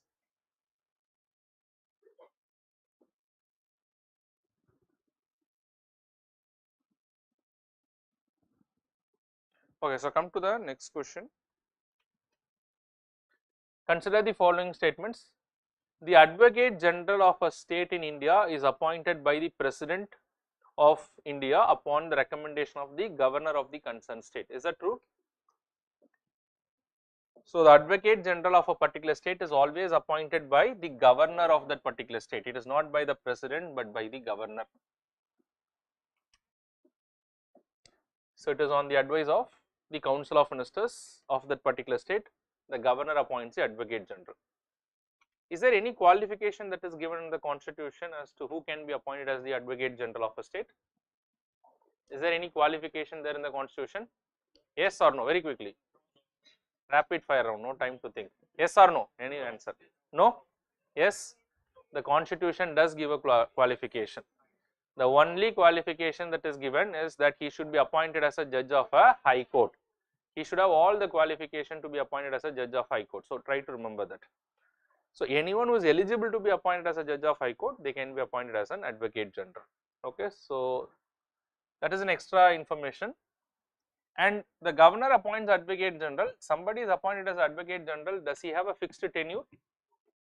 There is no fixed tenure that is given in the constitution. His service conditions, his tenure, salary, everything will be determined by the governor.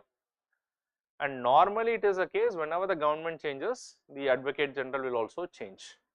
Okay, so this is how, so there is no fixed tenure to the Advocate General, but there are certain privileges that is given to the Advocate General. So what are the privileges that is given to the Advocate General? That he can attend the meetings in the state legislature. He will have the right to participate in any of the committees or in the legislature, take part in any of the proceedings. He will have the right to speak there, but without the right to vote. So without the right to vote, whenever he is taking part in the proceedings in the state legislature, we will have all the privileges of the members of the state legislature as well. The only exception is he will not have the right to vote because he is not a member of the house. So he will not have the right to vote. Does the Advocate General do have the right to private practice? Yes, he can have private practice. That is also not restricted under the constitution. But the only thing is he should not hold a brief against the government. So that means he should not bring any disrepute or he should not appear against the government. Okay, so that's the only thing that he has to keep in mind, otherwise no problem. Okay, come to the next statement.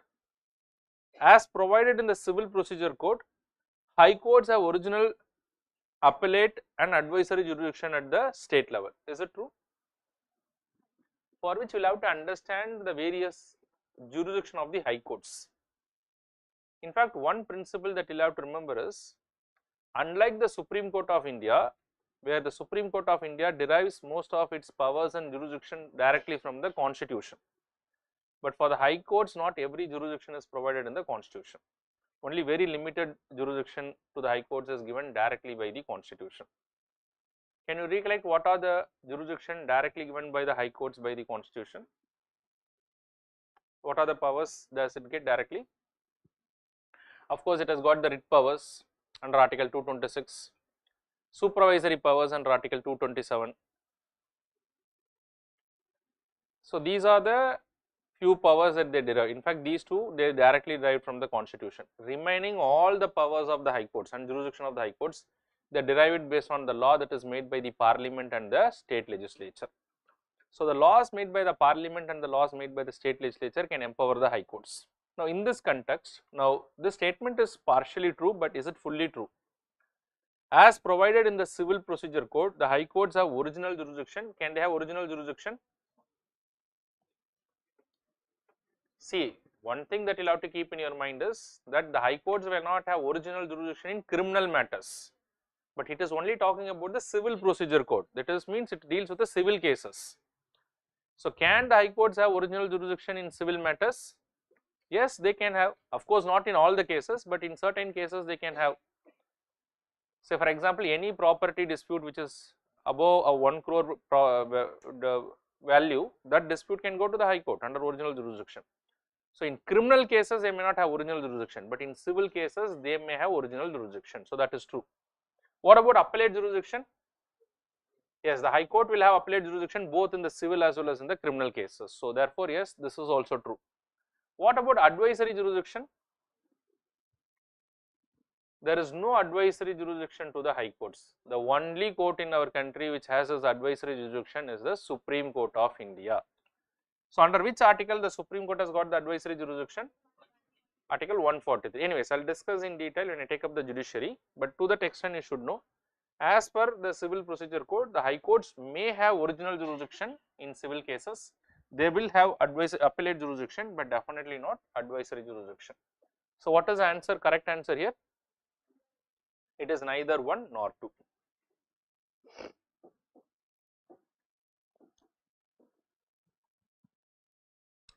Please come to the next question. With reference to the union government, consider the following statement. Statement 1. The Constitution of India provides that all cabinet ministers shall be compulsorily sitting members of Lok Sabha. Is it necessary that they should be sitting members of Lok Sabha? Can a member from a Rajya Sabha be appointed as a minister? Can a person who is not a member of parliament, can he be appointed as a minister? Yes. So, he or she can also be appointed as a minister. The only condition is within 6 months they have to become a member of the parliament. So, students ask me, they should be elected or they can be elected, nominated, in any way they should become a member of parliament. So, therefore, to say that the Constitution provides only that a sitting member from the Lok Sabha can become a cabinet minister. So, what is this cabinet minister? Anyways, the statement is wrong, but what is cabinet minister? Is the word cabinet mentioned in the Constitution? Yes or no? Yes, it is mentioned in only one place, in Article 352 of the Constitution, but however it does not define what is cabinet. It is only saying that the president to go for a national emergency, the president should get a written recommendation from all ministers of cabinet rank. But however it does not define. So, but what is your understanding of a cabinet minister? It is not mentioned in the Constitution, be very clear about it as to what is a cabinet minister. The word cabinet is mentioned but not cabinet minister. So, it is only saying ministers of cabinet rank, and the Constitution does not categorize different categories of ministers. It is only through the transaction of business rules that we have different categories of ministers. So, normally the ministers today is presently in the category of cabinet minister and the minister of state. Today there is also not much use of deputy ministers. Earlier there used to be deputy ministers also. So, what is the distinction between these ministers? Cabinet ministers, minister of state, deputy ministers. Who is a cabinet minister? Who are definitely having an independent portfolio. So, can you give me examples of some of the cabinet ministers in the union? In fact, even the Prime Minister himself is a cabinet minister, but he is the head of the cabinet minister. So therefore, he is the Prime Minister. You have the finance minister today, you have the defense minister, you have the home minister, you have the agriculture minister. So these are all some of the cabinet ministers. So definitely they will have an independent portfolio. What about the Minister of State?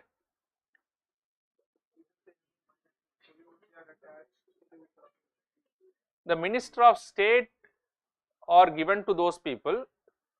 Usually they are secondary in the importance after the cabinet ministers. The Minister of State may or may not have a portfolio, not necessarily in all the cases they will have a portfolio. Some Minister of State who are considered to be independent charge. If you see Minister of State independent charge, but in other categories it will be given only Minister of State. So Minister of State is someone who is below the cabinet minister in most of the cases, but some cases the Minister of State may have an independent charge. In that case, while his status is Minister of State, but he is having an independent charge of certain ministry or a portfolio.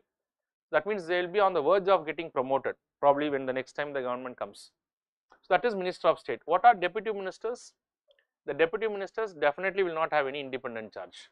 They will either assist a union cabinet minister or they will assist a Minister of State with independent charge. Okay, so that is what is deputy ministers. Anyways, come to the statement 2. The Union Cabinet Secretariat operates under the directions of the Ministry of Parliamentary Affairs. Is that true? The Union Cabinet Secretariat has nothing to do with the Ministry of Parliamentary Affairs. The Ministry of Parliamentary Affairs is just one ministry which takes care of how or what are the proposals that the government has to introduce in the parliament. So the Union Cabinet Secretariat is headed by the Cabinet Secretary, and the Cabinet Secretary is the secretary to the entire Union Cabinet and not only to the Union Parliamentary Affairs. And there is one distinction, one convention that we follow with regard to the Cabinet Secretary. What is the convention that we follow with regard to the cabinet? Who is appointed as a cabinet secretary in our country? He or she is a senior most civil servant in our country, serving senior most civil servant. Okay, so that is okay. Is the cabinet secretary more powerful or the principal secretary to the prime minister who is more powerful? Practically, I am asking. On paper also, practically also. It is a principal secretary because a cabinet secretary has nothing to do with the decision making of the government. He just gives secretarial assistance to the union cabinet. The prime minister closely operates with the principal secretary to him, who is also there in the prime minister's office. Okay. What is the equivalent of cabinet secretary at the state level? Who is equivalent of the cabinet secretary at the state level? It is a chief secretary. In the state level, if you see, it is a chief secretary who is the most powerful person when it comes to administration. But whereas in the union level, there is nothing similar to that because a cabinet secretary is not very powerful. It is a principal secretary. Okay.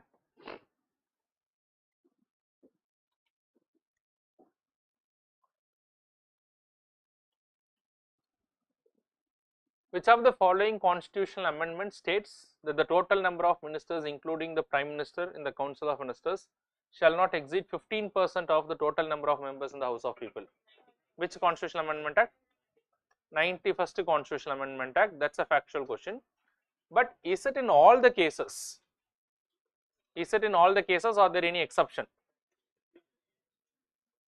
No. Leave about the union territories. I'm not even talking about the union territories. I'll discuss about the union territories later. I'm talking about the states. It is only for the states. Is there any exception in this case? If any state will have less than 12 ministers, so for example, if the 15% is less than 12 ministers, then in that case for a state minimum 12 ministers has to be there. So for example, suppose let us assume a state is having only 60 MLA. What would be 15% of 60 MLAs? What is 15% of 60 MLAs? 9. So there the 15% maximum is only 9 ministers. In that case, that particular state can have how many ministers? Minimum 12, maximum is 15% of the total membership of the legislative assembly, whichever is higher. That is the answer you should have. Okay. So there are exceptions to this.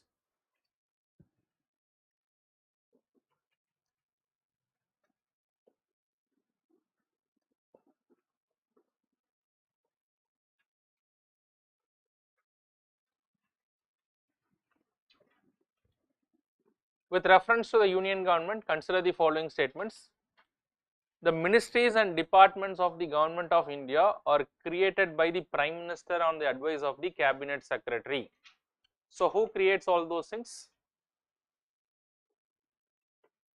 Who creates?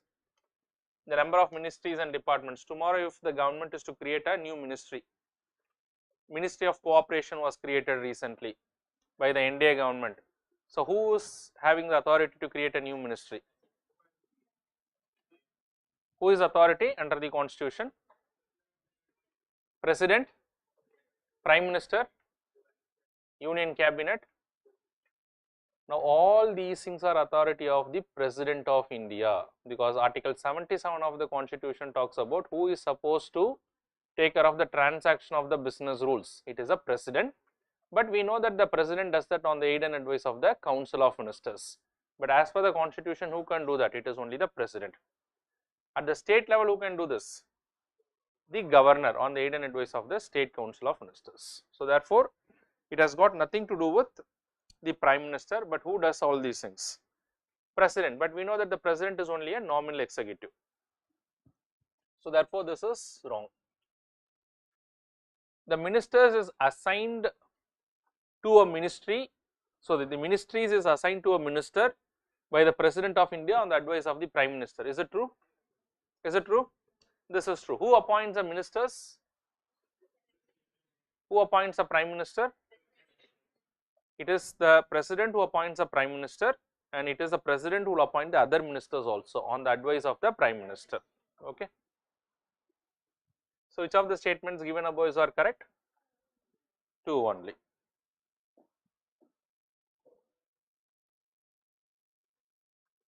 The resolution for this is very important, because I think in the entire history of India, never ever a notice was brought in the House to remove the Vice President of India.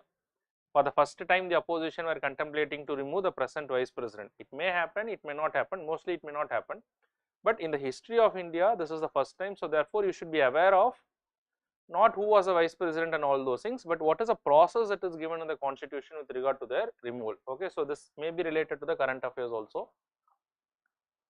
The resolution for removing the Vice President of India can be moved. Where it can be moved? It can be moved only in the Rajya Sabha. I am quite sure you are clear about all those things. Okay, so whenever such a notice is to be moved, so as per the Constitution, a 14 days prior notice is to be given to the presiding officer there, and to the not to the presiding officer, to the Vice President. A 14 days notice is to be given. After giving a 14 days notice, then the proposal can be brought in, if it is brought in. Okay, if the proposal is brought in, then what is the majority with which it has to be passed in the Rajya Sabha? How many of you think it is special majority? Please raise your hand. Plus special majority. How many of you think it is simple majority? Effective majority. So, it has to be passed with what is called as effective majority. So, not with special majority, effective majority. So, what is this effective majority? It can be introduced only in the Rajya Sabha, and in the Rajya Sabha it has to be passed with effective majority. Now, can anyone tell me what is this effective majority? Majority of then members of the House, or to put it in a very simple way, it is a majority of the effective membership of the House. And what is effective membership is what you said. Effective membership is total membership minus vacancies. It is not about absence, it is about vacancy. Do not confuse about absence. If somebody is present or not present on a given day is immaterial, but how many seats are vacant has to be taken into consideration, and a majority of that would be effective majority. Okay, after it is passed with effective majority in the Rajya Sabha, then the proposal goes to the Lok Sabha. What is the majority with which it has to be passed in the Lok Sabha? It has to be passed with simple majority. Very, very important. So, therefore, there is a distinction when it comes to the removal process of the President and the Vice President. For the President, it can be introduced in either houses, but for the Vice President, where it can be introduced? Only in the Rajya Sabha. For the President, it can be introduced in either houses, and it has to be passed with special majority in both the houses. Whereas in case of Vice President, effective majority in the Rajya Sabha and simple majority in the Lok Sabha. Is it clear? So, what is the answer for this question? Okay, what is a special majority for the president? Not less than 2/3 of the total membership of the house. So, the answer for this question is Rajya Sabha.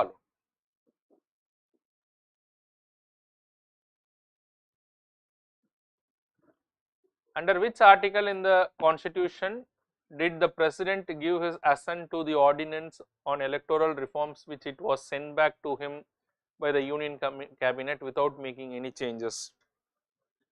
So, here you do not have to worry about anything. Here you should know which is related to the ordinance making power. Which article? 123. But however, remember, under article 123 of the constitution, when the president issues any ordinance, that is not a discretionary power of the president. He is supposed to do that based on what? On the aid and advice of the council of ministers. So, whenever any proposal is brought in front of the president does not have to immediately agree to it, because the president can send it once for reconsideration. So, which article gives this power to the president to send it once for reconsideration? And it was brought in by which Constitutional Amendment Act? Now, two questions I have asked. Which article gives the president to send it for reconsideration any proposal? Do not think it like a bill that is presented in front of him, because whenever a bill is presented in front of the president, what are the options that can be exercised by the president is governed under article 111 of the constitution, where he can send it for reconsideration. That is a different thing. But here this is not a bill, it is like a proposal that is placed in front of the president. Apart from the bills, many advice can be given to the president, but not every advice is related to a bill which is presented in front of the president. So, in case of the bills, he can send it for reconsideration under article 111 of the constitution. That we will also see, you also know it. But apart from the bills, when any proposal is brought in front of the president and when the cabinet is giving him the advice, he can send it once for reconsideration. And which article is giving this power? Very good, it is article 74 of the constitution. But which Constitutional Amendment Act made it mandatory for him to give the assent approval once it is again sent back to the president? 44th Constitutional Amendment Act. So, therefore, the answer to this particular question is what? Article 123 of the constitution. What is a similar power which is given to the governor under which article?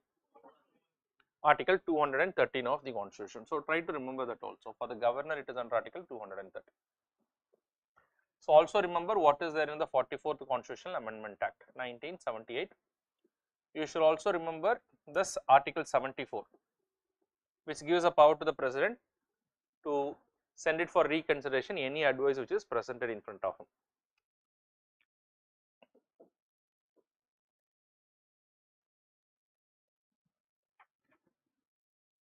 Consider the following statements. In the electoral college for the election of in the presidential election in India. So, first of all, who constitutes the electoral college? I will discuss that.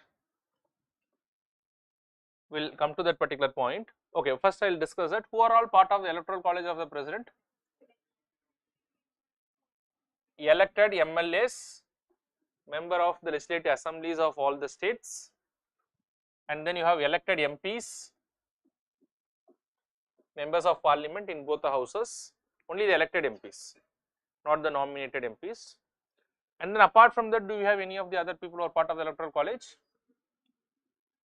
Elected MLAs in union territories. And what are the union territories? Puducherry and Delhi. What about the union territory? Because today the Jammu and Kashmir, which is an union territory, is also having a legislature and they have elected MLAs there also. Will they be part of the electoral college? Just think about it once and tell me.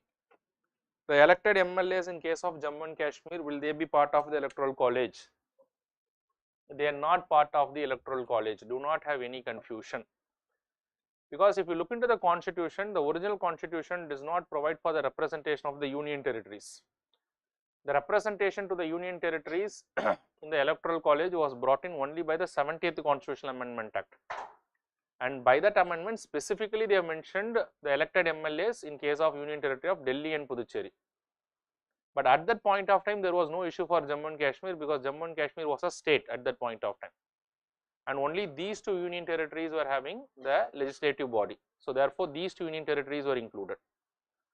But recently in 2019, Jammu and Kashmir has become a union territory. So the moment they have become a union territory, they will not fall within the definition, they are not part of the state. So therefore, the MLAs there are not part of the electoral college. Presently, they are not part of the electoral college. I am repeating it. Can they become part of the electoral college in the future? Yes. There are two ways by which they can become part of the electoral college.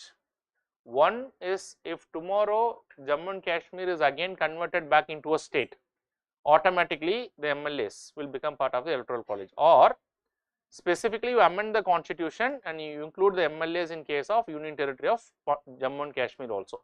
So either of these two things has to happen if they have to become part of the electoral college. So otherwise they are not presently part of the electoral college. Is that clear? Okay, so with that come to the answer.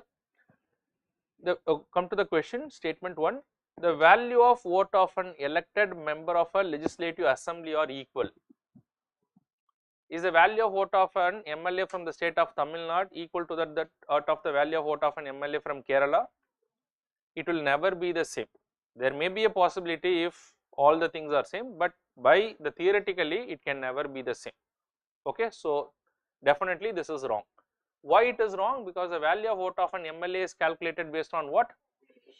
Population of that particular state in the denominator by, in the numerator by the number of elected MLAs in that particular state. So no two states will have the same population and the number of elected MLAs. So therefore the values cannot be the same. Okay. Now come to the second question. The value of vote of an elected member of parliament are equal. Is it true? Yes. For all the MPs, the value is the same. And if I have to put one more thing, between the MLAs of different state and the MPs, whose value is higher? The value of MP is far higher than value of MLA of any state. Which state MLA is having the highest value? Uttar Pradesh. You don't have to remember these values, but at least remember the principles. Okay, so with that, what is the answer in this particular case?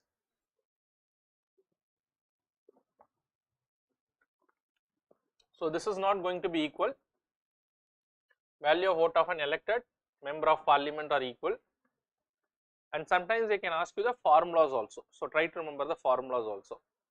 So what is the value to formula to calculate the value of vote of an MLA? Population divided by elected MLAs multiplied by 1 by 1000. How do you calculate the value of vote of an MP? Total value of votes of all the MLAs, total value of valid votes of all the MLAs divided by elected MPs, both houses, that is Lok Sabha and Rajya Sabha. So then you will get the value of the MP. Okay, so try to remember any of those things can be asked. Which of the statements given above are correct? What is correct? 2 only is correct.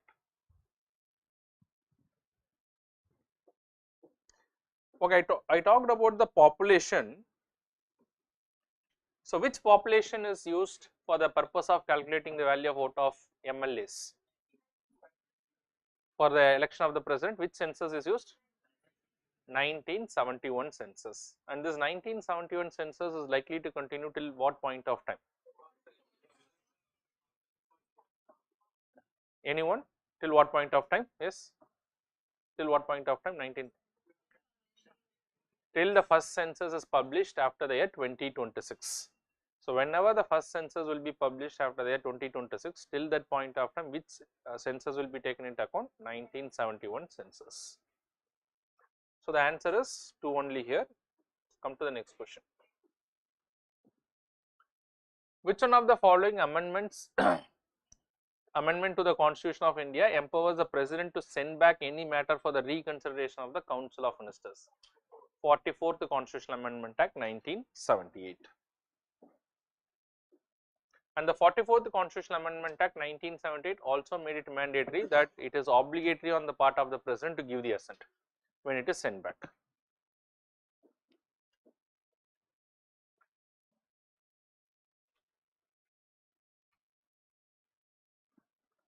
Consider the following statements about the Attorney General. Advocate General or Attorney General? Definitely one question you can expect. Okay, so focus on these areas. Consider the following statements about the Attorney General of India. He or she is appointed by the President of India. True? Yes.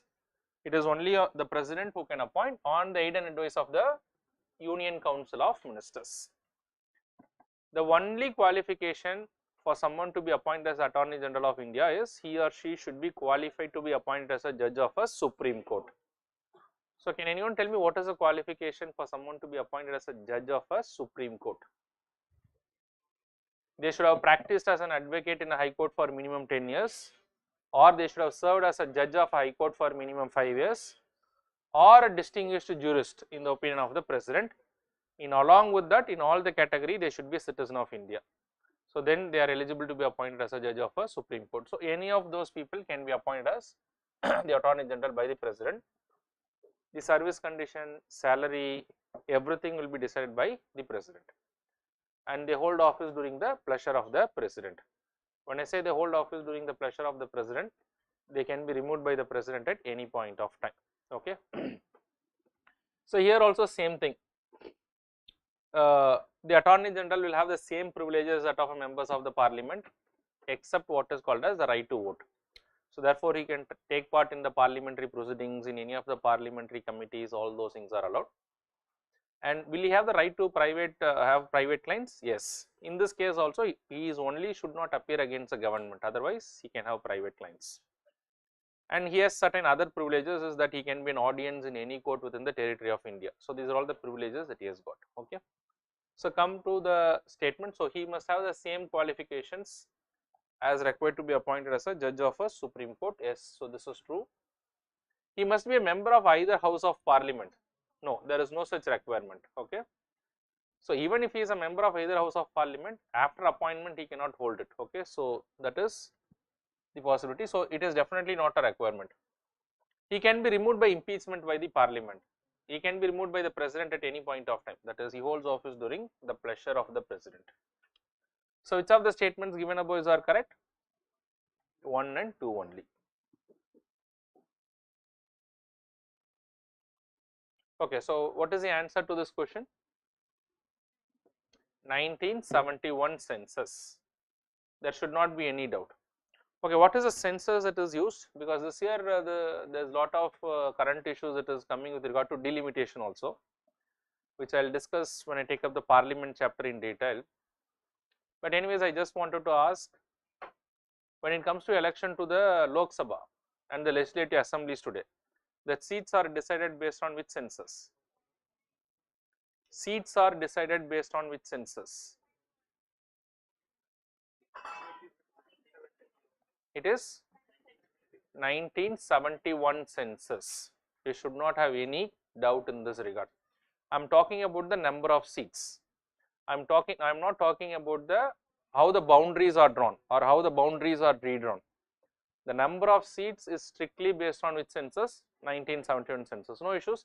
Further in next class I will talk about the delimitation when I take up the Parliament part. But the answer here is which census? 1971 census.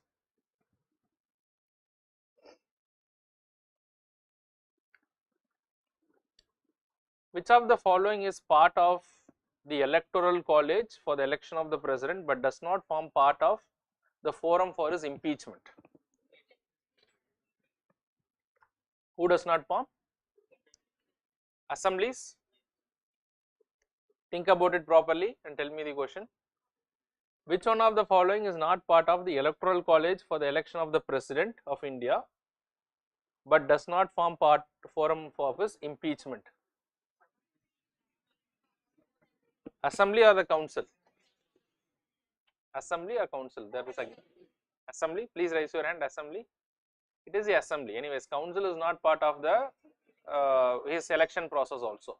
So, assembly is part of it but not part of the removal, because for the removal of the President, who is part of the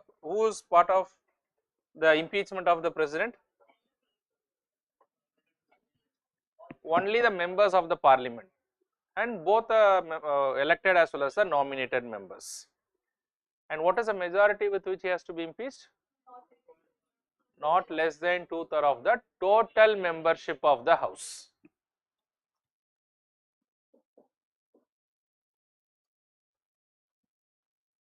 Okay, just try to go through it, give me the answer for this particular question, 123. There is a question from, okay, just listen to this question. Anyways, certain questions I am not taking it up because I will take it up in the order. Because if you ask me the question which is related to judiciary now, then the entire discussion may not be organized. But anyways, let me see how many of you know the answer. What is the difference, basic fundamental difference between what is a bail and a parole? That is related to judiciary topic, which I will subsequently discuss, because one student has asked me this particular question, I just wanted to put it. What is the basic difference between a bail and a parole?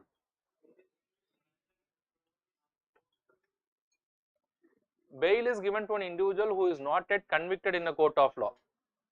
He is not yet convicted, he is merely an accused. But parole is given to an individual who is already convicted in a court of law.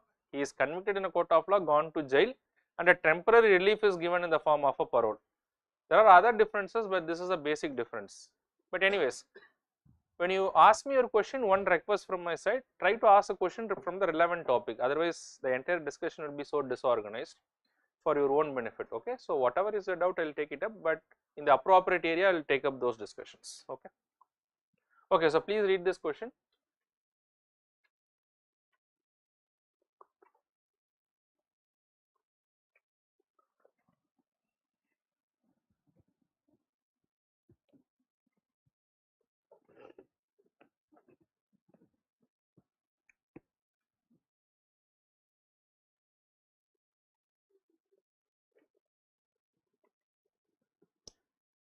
Which one of the following statement is correct? The Prime Minister of India is free to choose his ministers only from among those who are members of either houses of the parliament. We already seen that even someone who is not a member of parliament can be appointed as a minister. So therefore, this is not true. Can choose his cabinet colleagues after due counselling with the President of India in this regard. He doesn't have to consult the President. That is also not true. Has full discretion in the choice of persons who serve as the ministers in his cabinet. Is it true? Yes. He will just make the recommendation or he will just give the advice based on which the President will appoint. So this is definitely true. Has only limited powers in the choice of his cabinet colleagues because at the discretionary power vested in the President of India. No, it is the Prime Minister who will decide all those things. That is why he is called as a Prime Minister. He is a prime of all the ministers. If any minister is having a disagreement with the Prime Minister, then what is likely to happen?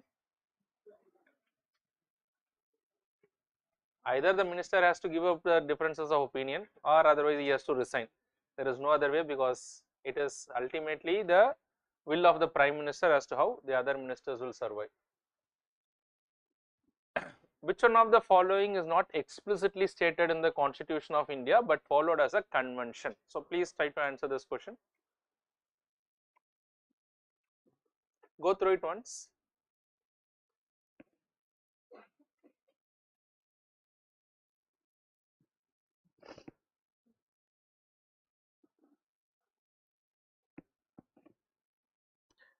Which one of the following is not explicitly stated in the Constitution but followed as a convention?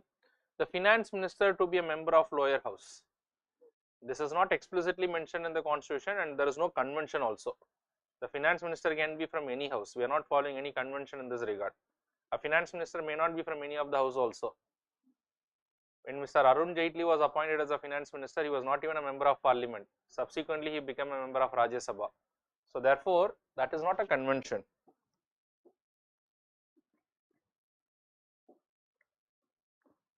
The Prime Minister has to resign if he loses majority in the lower house. That is followed as a convention. That is not anywhere mentioned. But if the Prime Minister failed to do that, then the President will have a discretion to dismiss. So in order to avoid that embarrassment, the conventional practice is the Prime Ministers will resign. Okay. So this is definitely a conventional practice. All the parts of India are to be represented in the Council of Ministers. There is no such constitutional provision also, no such conventional practice also. But today, many of the governments are trying to do this. Why they are trying to do that? In order to provide representation to different parts of the country in the ministry. But it is not still a very healthy convention. In the event of both the President and the Vice President demitting the office simultaneously before the end of their tenure, the Speaker of the lower house of the Parliament will officiate as the President. There is no such convention, no such constitutional practice. What the constitution says in this regard?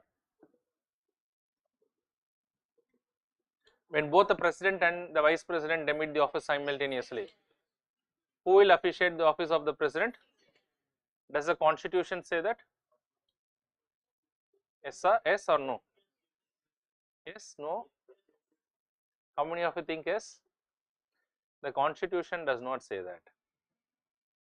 The constitution only gives the power to the parliament to decide the president in case of contingencies. Under article 70 of the constitution, it is nowhere directly mentioned in the constitution. So accordingly, the parliament has enacted a law, and by that law, who will become the president of India when both the president and the vice president is not there? It is the Chief Justice of India. And even if the Chief Justice of India is not there, then who will act as the president? The senior most judge of the Supreme Court. If that person is not there, the next person. So this is what is given in the law that is made by the parliament, not directly in the constitution. The constitution only says when there is no president, then the vice president. Then if both are not there, then it is a contingency. So in case of contingency, the law can be made by the parliament. Accordingly, law has been made. But anyways, it is not part of the convention also. So what is the answer? Answer is option B.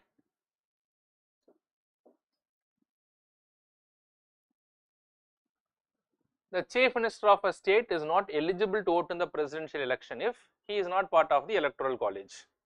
So when he is not part of, when he will not be part of the electoral college of the president? When he himself is a candidate. If he himself is a candidate, what is the case? Is it possible, can he himself be a candidate? Can a chief minister contest the election of the president without resigning from his office? Is it possible? Because one of the qualification to contest election is he or she should not hold on to office of profit. But there are exceptions, very good, but there are exceptions. So what are all the things, what are all exempted under the constitution? The post of president, the post of vice president, the post of governors of the state, and the post of ministers, be at the union level or at the state level. So therefore a sitting chief minister can contest election, no problem, and therefore he will also have the right to vote if he is part of the electoral college. So this is not the case. So but in which case he will not have the right to vote? If he is a member of upper house of the state legislature, that is if he is part of the legislative council.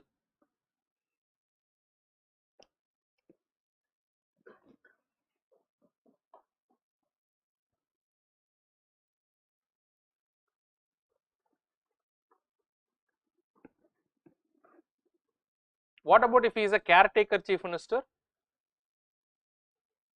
He can. What? Who is a caretaker chief minister?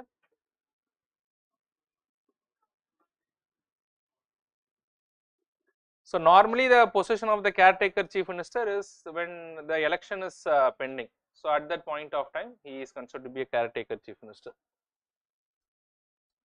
Okay, so which of the following statements regarding the election of the president of India is correct? Okay, so come to statement A. A candidate securing more number of votes than the other candidate is automatically elected. Is it true?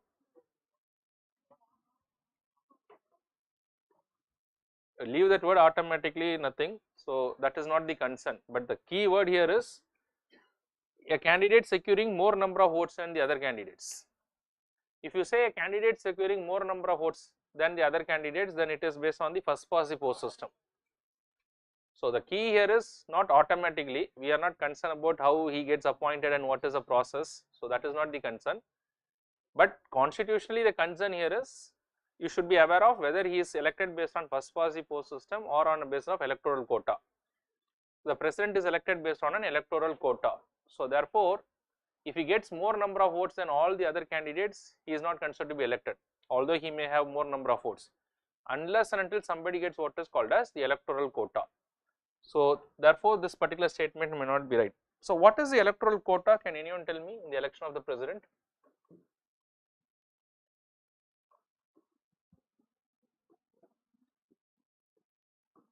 What is the electoral quota?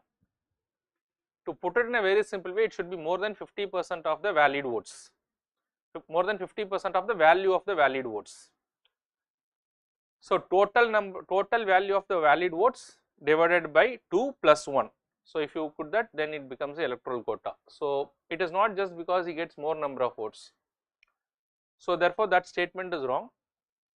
The Supreme Court has no jurisdiction in any doubt or dispute arising in connection with the election of the president. That is false. In fact, the only court which can have the jurisdiction with regard to these disputes is the Supreme Court of India. So this is also wrong. The president election cannot take place when one or more state assemblies stand dissolved, because all the state assemblies form part of the electoral college. So while it is partially true, but it is very clearly said in the constitution, just because there is some vacancies in the electoral college, you cannot postpone the election of the president, because the president election has to happen every 5 years, because the country cannot function without the president. So whether some of the state, there is a state legislative assembly dissolved or not, still the election has to happen even if there is a vacancy. So this is also wrong.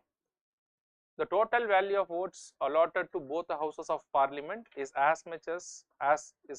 much more than the total value of votes of all the states taken together. So which one of the statements regarding the election of the president is correct? A candidate securing more number of votes than the other candidate. Okay, it's not automatically elected. Sorry. I thought that it is automatically elected. It's not automatically elected. So from here it was not visible. Okay. Okay, so it is not automatically elected. So that means I thought it is automatically elected. So this is wrong. This is wrong. Why this is wrong? The total value of votes allotted to both the houses of the parliament is much more than the total value of votes to the state legislature. If you say almost they are equal, the value of votes of all the MLAs on one side and the value of votes of all the MLAs of all the states, they are almost same. How they have calculated this formula? In order to ensure that there is equal representation to all the states on the one hand and the union on the other side. So in electing the president of India, so therefore the values are almost the same. So okay, so this is also wrong. So what is the answer here? It is A. So the candidates are not automatically elected because it is not based on the first past the post system, but on the basis of now automatically is important. Okay. So in this case, because of that not, it becomes important because it is based on the electoral quota, not based on the first past the post system. So what is the answer here? Option A.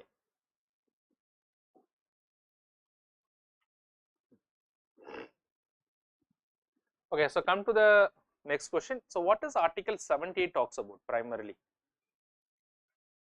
Very good. It is the duty of the Prime Minister towards the President. So there are some of the duties that the Prime Minister has to apprise the President of various developments. If any legislations are to be introduced, that has to be informed. If these things are not informed, then the President can call upon the Prime Minister to do all those things. And sometimes if any decision has been individually taken by a particular minister or by the Prime Minister where the approval of other ministers are not there, the President can direct the Prime Minister to consult with the other ministers also. So these are all possible under Article 78 of the Constitution. Theoretically, but practically most of the President has not exercised these powers. Why the President would not exercise his power? Because in the first place, the President is chosen like that. Because who is supposed to elect the President? It is the ruling party. So therefore, they will take a President who will not create any problem. Because in the history, there are presidents who have created problem to various governments. Because once a President is elected, then you cannot remove the President. Also theoretically, you can remove the President, but impeach a President, what is the majority that is required? 2/3 of the total membership of the House. So if the President is creating problem to the government, the opposition will enjoy that. So why will the opposition support in removing the President? So therefore, it becomes really impossible to remove the President of India. Okay, but that is the reason why the parties, the government is also very careful in choosing the President. Anyways, one of the following which does not, with which does Article 78 of the Constitution deals with? Okay, so what are all the things that is there under Article 78? So please give me the answer for this. Emergency powers of the President, it is nowhere related to the emergency powers. The Prime Minister's duty regarding keeping the President informed about the government decisions and policies is. The President power to send advisory messages to the Parliament, no. This is not there under Article 78. So try to understand Article 78 only deals with the relation between the president and the other executives, nothing related to the legislature. But can the president send advices to the parliament? Yes, he can send message to the parliament, but under Article 86 of the constitution, not here under Article 78. The president power to get information from the council of ministers, is that true? Yes, so that is true. So what is the answer here? 214 only.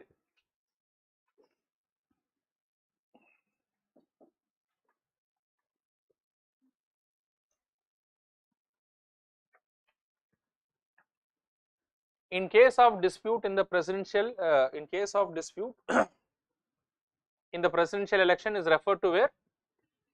It is referred to the Supreme Court, not to the Election Commission of India. The Election Commission of India has no role in this regard. The only authority who can entertain any petition with regard to the dispute of the election of president is the Supreme Court of India. But who can take it to the notice of the Supreme Court? Who can challenge the election of the president?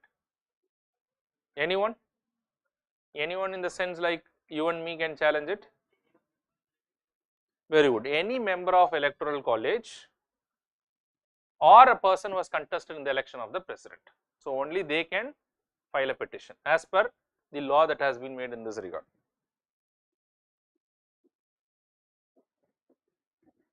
Because they are the one, they will have the locus standi in that particular case.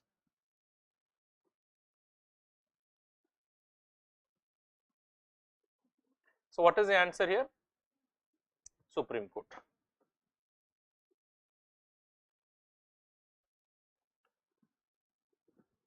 Okay, come to the next question. A bill passed by both the houses of the parliament is sent to the president for assent. The president send it back to the legislature for reconsideration. If the legislature again send it back to the president without making any changes, the president, but before going to the answer, tell me which article is related to this particular question. Article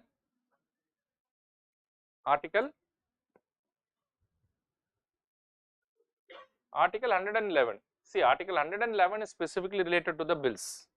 Article 74 in general, but Article 111 is the one which is related to the bills. So whenever a bill is presented to the president, what are the options that the president can exercise? He can give the assent, he can withhold the assent, he can send it for reconsideration. Giving the assent means the bill becomes an act. If he is withholding the assent means, that means he is not giving the assent. He is communicating he is not going to give the assent, but he cannot do it under all the circumstances because the president is bound to act on the aid and advice of the council of ministers. So therefore, when he can withhold the assent to the bill? Only in certain circumstances. Suppose if the bill is passed to the president and before the president act, there is a no confidence motion against the government is dismissed, then he can use his withholding power. And then at any time he can send it for reconsideration. Once he can send it for reconsideration. But if the bill is again sent back with or without any changes, then the president is bound to give the assent. That's the only option that he has got. Students keep asking me that what even after that he is sitting on top of that particular bill because there is no time limit as to when he has to give the assent. That he can do, but the constitution does not allow for it. The constitution does not explicitly say for that. The constitution only explicitly says what? That he has to give the assent whenever it is sent back. But if the president is again sitting on that particular bill, the only option that is left with the government is to impeach the president. But the government cannot do that because they do not have the majority. That is the reason they will be very careful in choosing the president in the first place to avoid such a situation to arise in the first place. Okay, so what is the answer? Can send the bill for reconsideration again, can take the help of the Supreme Court, can arrange for a referendum, not at all possible, all the three things. The only thing that he has to do is, of the options given is that he must give the assent to it. Yes, anybody has a question? Somebody asked me a question. Is it clear? So he has to give the assent to that particular bill.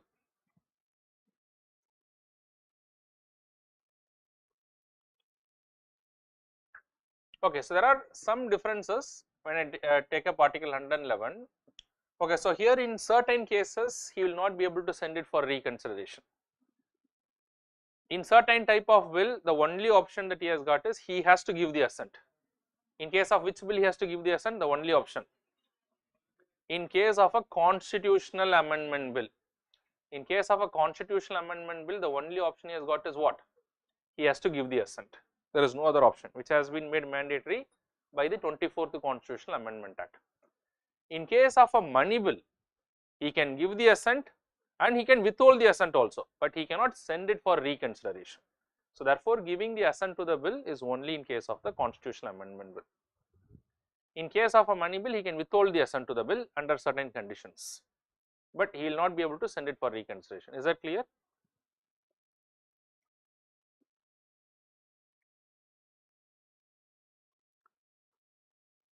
The dispute regarding the election of Prime Minister and the President can be decided by whom? The dispute regarding the election of the Prime Minister and the President can be decided by? There is nothing common to both the things. For the President, it is the Supreme Court. For the Prime Minister, if there is any dispute with regard to his election, it will be first decided by the Election Commission of India, because he is just a member of Parliament, nothing more than that. After the Election Commission of India decides that, the matter will go to the High Court concerned, and then subsequently it will go to the Supreme Court of India. So there is nothing which is common to both the cases. Okay, so what is the answer here? So in both the cases, the dispute regarding the election of Prime Minister and the President, nothing is common. So it is none of the above. The answer is option D. Okay, do you know that in the history of India, once the election of Prime Minister was held to be invalid? It was the election of Prime Minister Indira Gandhi. So therefore, when this matter was pending in the Supreme Court, an amendment was brought to the Constitution, and that amendment made that the Supreme Court will not have the jurisdiction to hear this particular matter. When the matter was pending in the Supreme Court, after one hearing, before the next hearing, the amendment was passed. And when the next hearing came, the Council of Prime Minister Indira Gandhi said the Supreme Court does not have the jurisdiction to look into this particular matter, because as per the Constitution, the Parliament has the power to make a law, and by that law they will decide the authority who can hear this particular matter. And then subsequently the Supreme Court struck down that particular amendment, held that this amendment is violative of the basic structure. But anyways, that election was held to be valid by the Supreme Court in the Raj Narayan case, but that amendment was held to be invalid. The question is, which amendment brought in this particular change is the question. Which amendment has brought in this particular change in the Constitution? Not the 42nd, 44th, no. Which amendment? 39th Constitutional Amendment Act. Okay, so once was asked in UPSC, you should be aware of this because it is asked in UPSC. 39th Constitutional Amendment Act.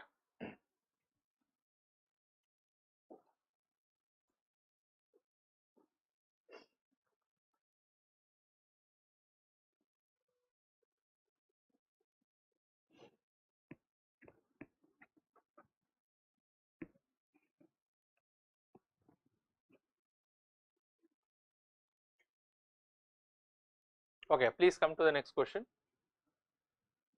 Consider the following statements with regard to the presidential election in our country. The value of vote of MLAs in the electoral college is not the same for different states. Is it true? Yes, it is not the same because we know how it is calculated.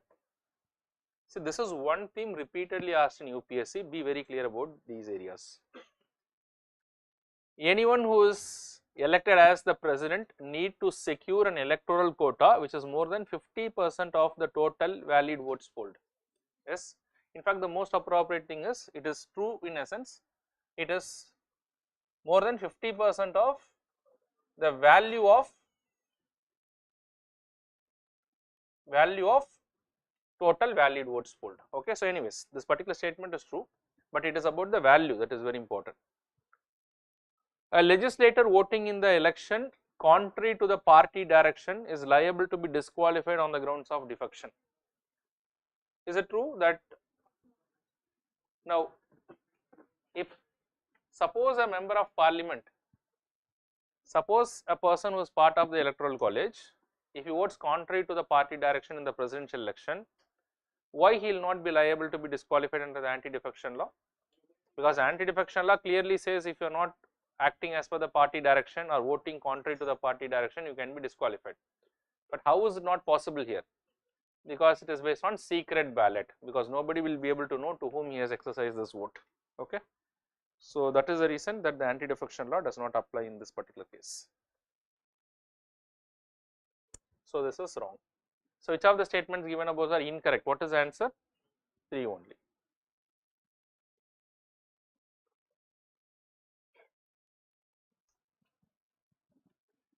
Come to the next question. Which of the following is the discretionary power granted to the governors under the Constitution of India? So under the Constitution, who is having more discretionary power? Is it the president or the governors?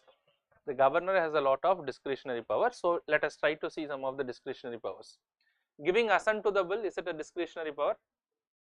Giving assent to the bill is not a discretionary power of the governor, but unfortunately today many governors are thinking that it is their discretionary powers. That is why the states have to pass a resolution to the center to protect the states.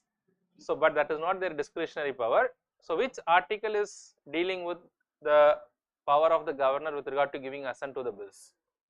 Which article? For the president it is article 111, and for the governor it is 201 or 200? 200 or 201? 10? It is article 200. It is article 200 that deals with the power of the governor. So therefore, what is article 201? See, the options that the governor can exercise is there only in article 200. But one of the options under article 200 is he can also reserve the bill for the consideration of the president. So if the governor reserves a bill for the consideration of the president, then what the president can do is there in article 201. But the governor's power is only in article 200 of the Constitution. Is it clear? So what are the things? So this is again a very important area because a lot of controversies have happened here. Now what are the options that the governor can exercise under article 200?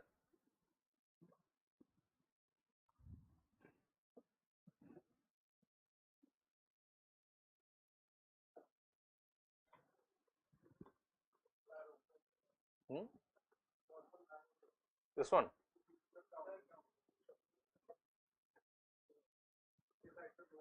Left side. No, that is okay. Okay, leave it. Okay, so article 200, what are the options that is available? One is give assent,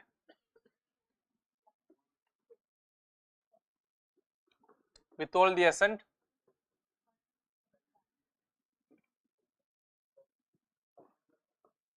send it for reconsideration,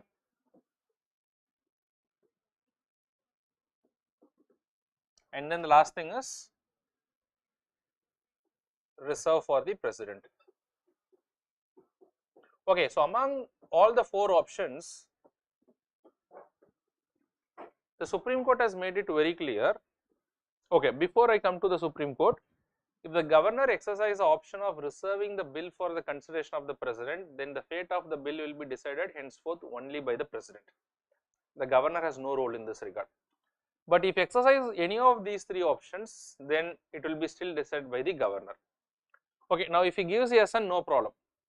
Withhold the assent means that he is not giving the assent to the bill. But what has happened in the recent past is most of the governors, especially the governors from the states which is ruled by the opposition parties or not in coalition with the central government, they have been withholding a lot of bills. So some of the states have gone to the Supreme Court. They filed a petition, including states like Tamil Nadu, Kerala, Punjab, Bengal. So some of the states have gone to the Supreme Court. The Supreme Court categorically said, okay, the governor can give the assent. The governor can send it for reconsideration, that is one of the option. When they send it for reconsideration, if the bill is again sent back with or without changes, then the governor must give the assent. But if the governor is withholding the assent, and the Supreme Court categorically made it very clear, withholding the assent to the bill is not a discretionary power of the governor. If the governor chooses to withhold the assent to the bill, then as soon as possible he has to send it for reconsideration. So withholding the assent to the bill should be followed by what? Reconsideration. Either you can use this or you can use it directly. If you are choosing to do this, this has to be followed with what? Sending it for reconsideration. So when it is again sent back, then he has to give the assent to the bill. So this is what you will have to understand. Now why? Because you can withhold the assent to the bill under certain conditions. Say for example that the bill has been sent to the governor, but the legislative assembly is dissolved. So therefore you can withhold. But when the legislative assembly is there, when the council of ministers is there, can you withhold the bill for a long period of time? And that means you are preventing a democratically elected government from making any legislations. So therefore, whenever withholding the assent to the bill, you will have to send it for reconsideration as soon as possible. And when they send it back, again you will have to give the assent within a reasonable time frame. But the biggest concern even in this particular judgment is they have said it has to be done within a reasonable time frame. But what is this reasonable time frame is again not given in the judgment. Okay, so that's one of the biggest concern. Okay, so with that you please come to the question. Which of the following are the discretionary powers granted to the governors under the Constitution of India? Giving assent to the bill, is it a discretionary power? Reserving bills for the consideration of the president, that is his discretionary power. That means if the governor chooses to reserve any bill for the consideration of the president, can he do it? Yes. But in one case it is mandatory. In all the other cases it is discretionary, but in one case there is no discretion even to the governor. He has to definitely reserve the bill for the consideration of the president.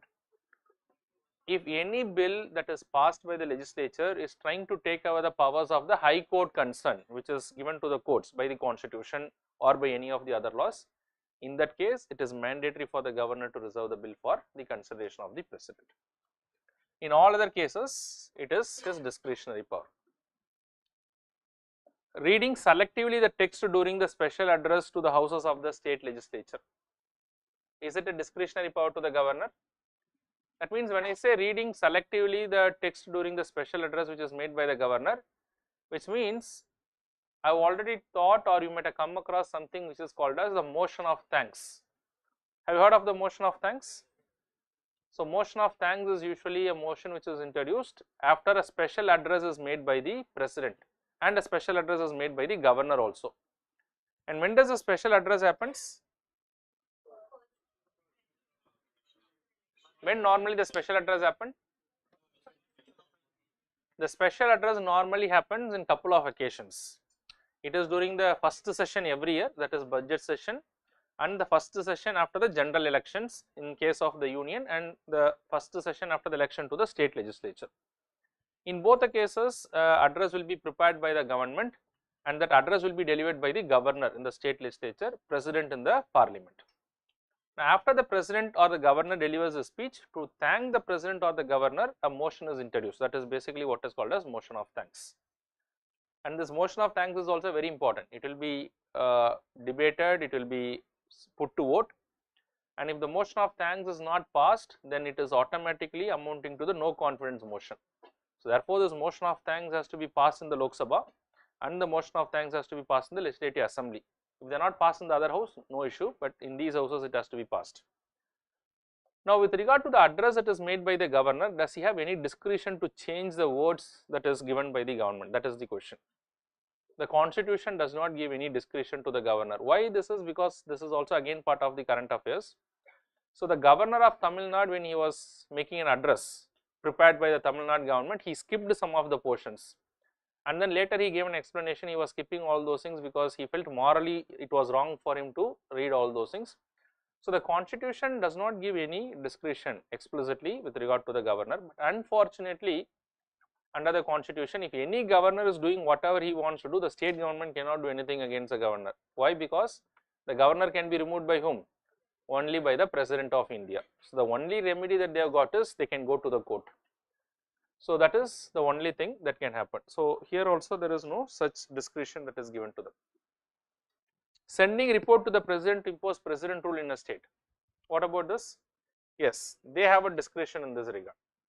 Under which article they have this discretion? Article 356. You will have to add 100 to that. 4 is a 256. Just add 100. So it is article 356 of the constitution. So what is the answer in this case? So it is asking about what? Which of the statements are correct or incorrect?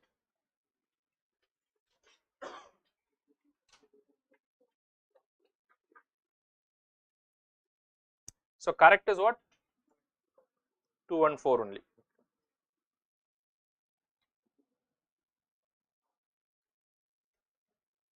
Okay, let's come to the next question. Consider the following statements regarding the governor of a state under the Constitution of India. A person who is appointed as a governor should be a person normally outside that particular state. Does the Constitution say anything in this regard?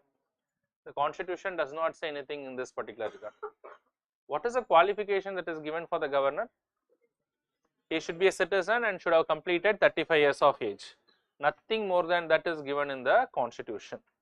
So this is a recommendation that is given by the Certiorari Commission, that normally he should be outside the state, but the recommendation till this point of time is remaining only as a recommendation. So it is not part of the Constitution. Okay. So therefore this is not the correct thing. The governor holds office during the pleasure of the president and can be removed by him even before the completion of his term. Is it true? If you look into the Constitution says that the normal tenure of the governor is 5 years, but subject to the doctrine of pleasure.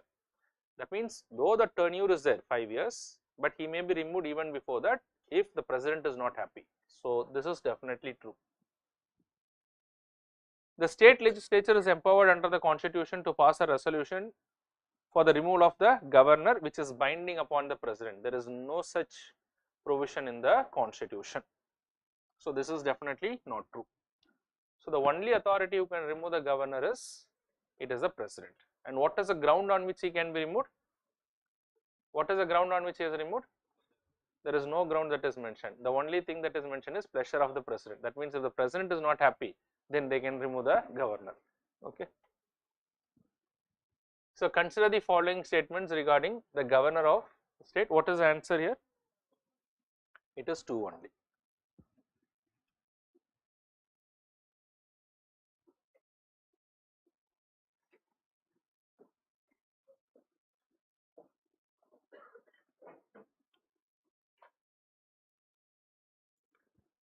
Okay, so which of the following statement is true? Attorney General and Advocate General, again I am repeating it, small topic but you can expect a question. Which of the following statement is true with regard to the Attorney General of India? Statement 1. The Attorney General of India is appointed by the President of India based on the recommendation of a select committee headed by the Prime Minister along with the leader of opposition in the Lok Sabha and the Chief Justice of India. This is all just to confuse you. There is no such provision. Who appoints Attorney General? The President on the advice of the Council of Ministers, maybe even only the Prime Minister. Okay. The Attorney General is a first law officer of the country and is also the member of the cabinet in the government. Partially it is true, he is a first law officer of the government, that is okay, but he is not member of the cabinet. The Attorney General has a right to take part in the proceedings in the Parliament and its committees, and is also entitled to vote in the Houses of the Parliament. This is again partially true and partially wrong. So he is not entitled to vote. So that is not his privilege. So what is the answer here? None of the above.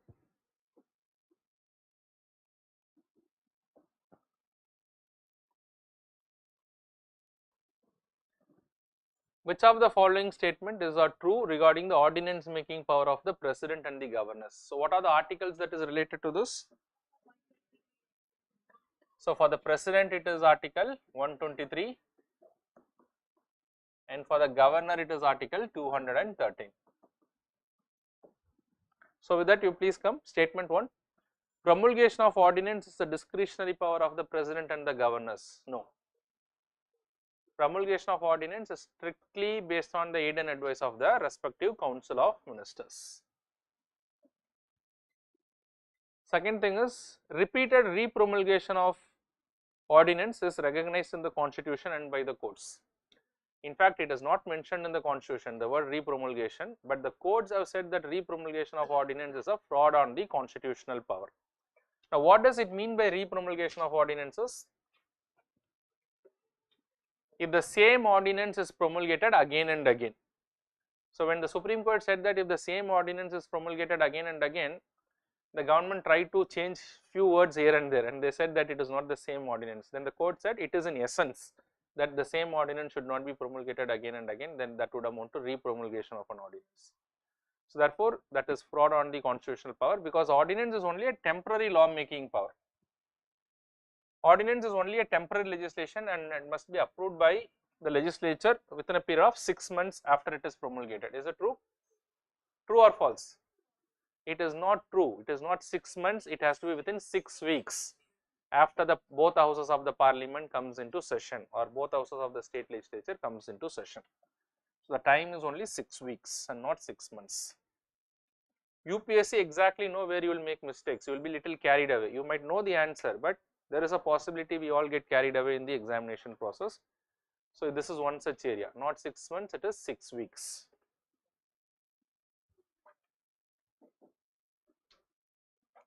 So all the 3 statements are wrong.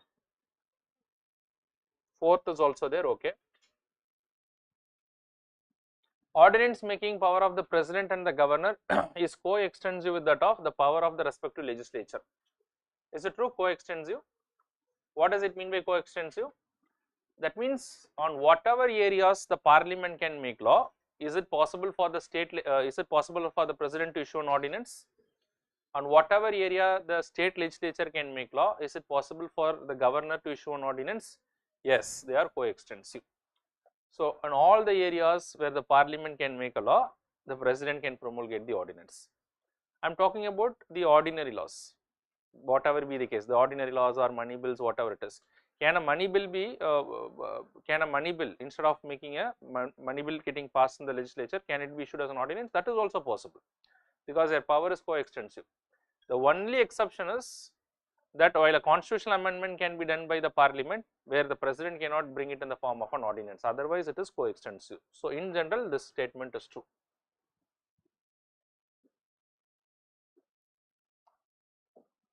So this is true. So what is the answer here? Which of the options given above are correct? So option 4 is the only correct answer. So there are few things that you will have to keep in your mind with regard to ordinances. One is you should be clear that it is not the discretionary power. Second, you should be clear that under what circumstances the ordinance can be issued.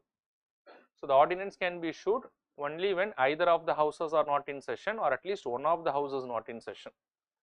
And then whenever an ordinance is issued, it has to be approved by the respective legislature within a period of 6 weeks.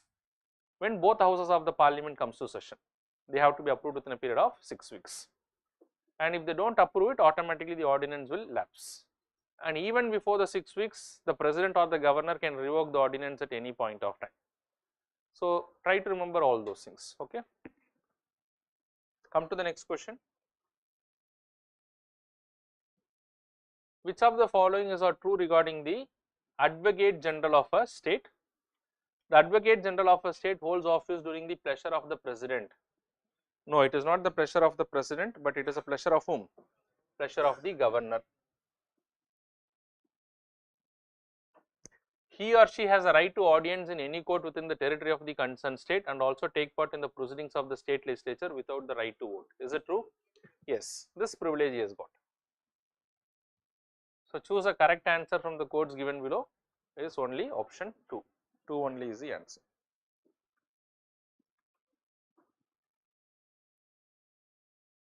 Come to the next question. Which of the following? Okay, so next question. Recently means couple of years back this happened. Recently the governor of Kerala threatened to sack the ministers who lowered the dignity of his office. In this context, which of the following reflects the correct constitutional position of governor in our constitutional system? 1. The chief minister and the other ministers are appointed by the governor and holds office during his pleasure, which also means they can be removed by the governor at his or her discretion. Is it true? Okay, instead of the second part of the statement, if the statement is the chief minister and the other ministers occupy the office during the pleasure of the governor, is that true? That is true. That is definitely mentioned in the constitution, but you will have to understand as to what is this doctrine of pleasure. That is what is very important. So again I am repeating it, if the statement is saying that the chief minister and the other ministers hold office during the pleasure of the governor, that is definitely true. But what is the meaning of this doctrine of pleasure? That means it is not that the governor can exercise his power at any point of time. When the governor can exercise his discretion, the governor can exercise the discretion only when the council of ministers lose majority in the legislative assembly. As long as they have the majority in the legislative assembly, the governor cannot exercise this power. Is that clear? So now with that you come to this statement. The chief minister and the other ministers are appointed by the governor and holds office during the pleasure, which also means they can be removed by the governor at his or her discretion. No, it is not definitely their discretionary power.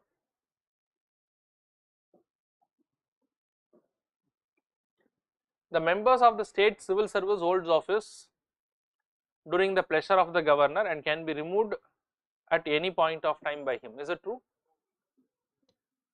The members of the state civil service holds office during the pleasure of the governor. Is that true?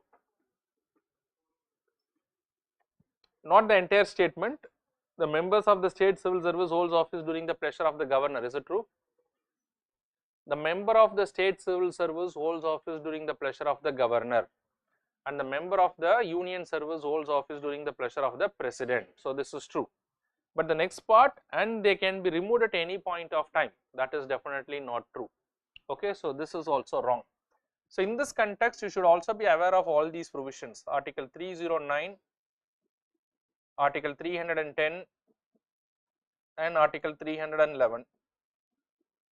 Is there anyone in the class who can tell me what all these articles means? All the three articles: Article 309, 310, and 311. So what this article is about?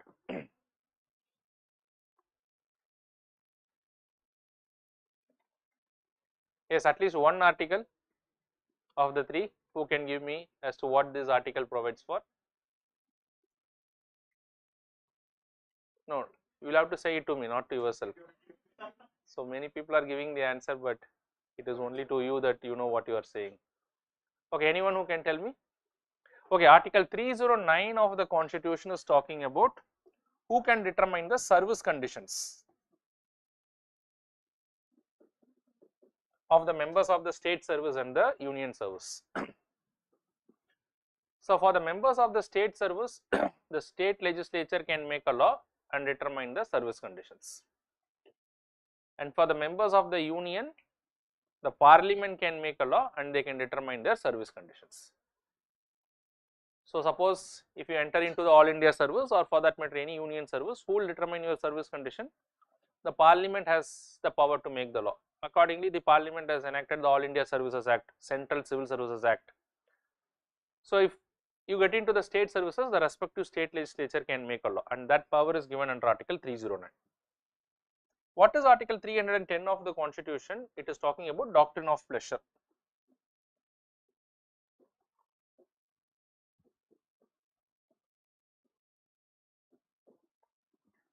It is saying that all the members of the state service hold office during the pleasure of the governor, and all the members of the central service holds office during the pleasure of the president. But however, why this particular statement is wrong? When I say that the governor can remove at his pleasure at any point of time, can be removed at any point of time by him, is the issue here. Why? Because this doctrine of pleasure has to be read along with a condition which is given under Article 311, that no person, be it in a central service or in the state service, they can be removed from the service without giving them a reasonable opportunity to be heard. So here they are following the principle of natural justice. They should be given an opportunity, an inquiry has to be conducted, an opportunity should be given for them to explain. So at the discretion, removing them is not possible. So the protection is given under Article 311 of the Constitution. So in this regard, what is the answer in this particular case? It is neither one nor two.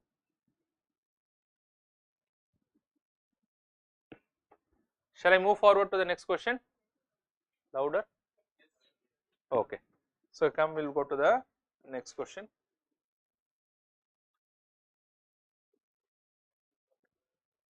Consider the following statements regarding the pardoning powers of the president and the governors under the Constitution of India. The president and the governors must exercise their pardoning powers only based on the aid and advice of the Council of Ministers. So the first thing is, what is the relevant article here? So for the president it is Article 72, and for the governor it is Article 161.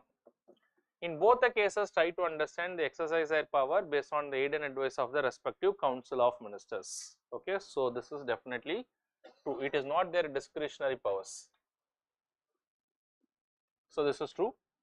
In case of mercy petition regarding the death sentence, the president is supposed to dispose them in a reasonable time frame. Otherwise, it is a violation of their right to life and personal liberty. Is it true?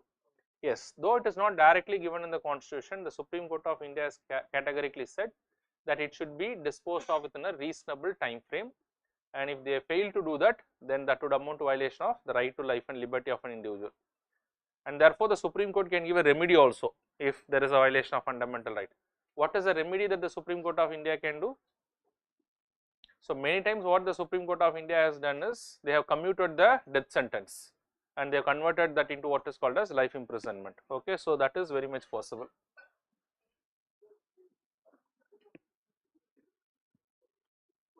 Under the Constitution of India means not necessarily it is mentioned in the Constitution. Whatever the interpretation that the Supreme Court gives with regard to the Constitution is also under the Constitution of India.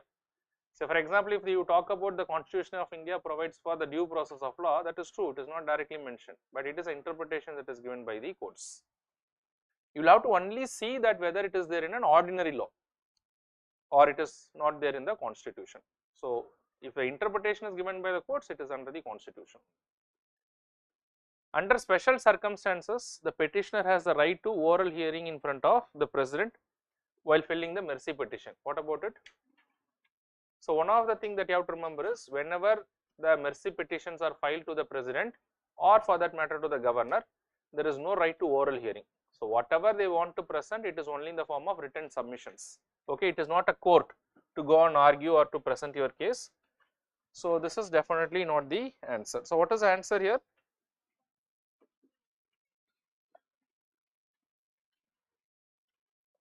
They are asking incorrect.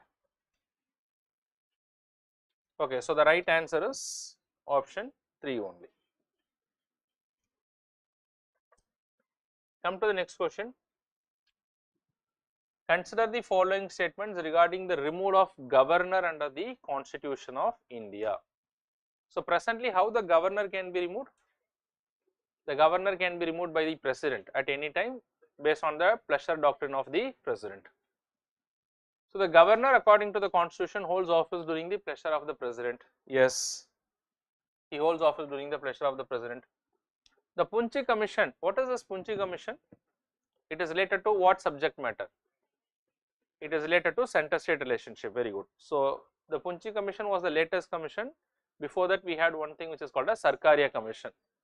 So, UPSC sometimes pick some of the statements and some of the recommendations and put it as a part of a question also. Both the commissions have extensively talked about the position of governor. One thing that both the commissions have in common is both the commissions wanted to make the office of the governor more independent. And by making the office of the governor more independent, they wanted to provide the states to function effectively so that the center does not use the power of center does not prevent the states from doing anything through the office of the governor. So, to that extent they have given recommendation. Now, look into this recommendation. The Punchi Commission recommended for that the governor to be removed through the process of impeachment by the state legislature. This is one of the recommendation that is given by the Punchi Commission. Now, Sarkaria Commission has also given recommendation, not the same recommendation, but the Sarkaria Commission in general said that the office of the governor should be more independent. But it is a Punchi Commission which explicitly said that the doctrine of pleasure of the president or the pleasure of the president word should be removed and to bring in a different process for the removal of the governor similar to that of the president how he is removed. In the same way, the governor shall be removed by the state legislature. So, therefore, this particular statement is true. So, what is the answer in this case? Which of the following or the statements given above are incorrect? What is the answer? It is neither one nor two. Okay, so which commission recommended that the governor shall be an outsider? And which commission recommended that the governor should be someone who is retired from active politics before he is appointed? Someone who should have retired from active politics if at all a politician is appointed. That is also Sarkaria Commission. Okay, but those are all not mentioned in the constitution. It is only the recommendation.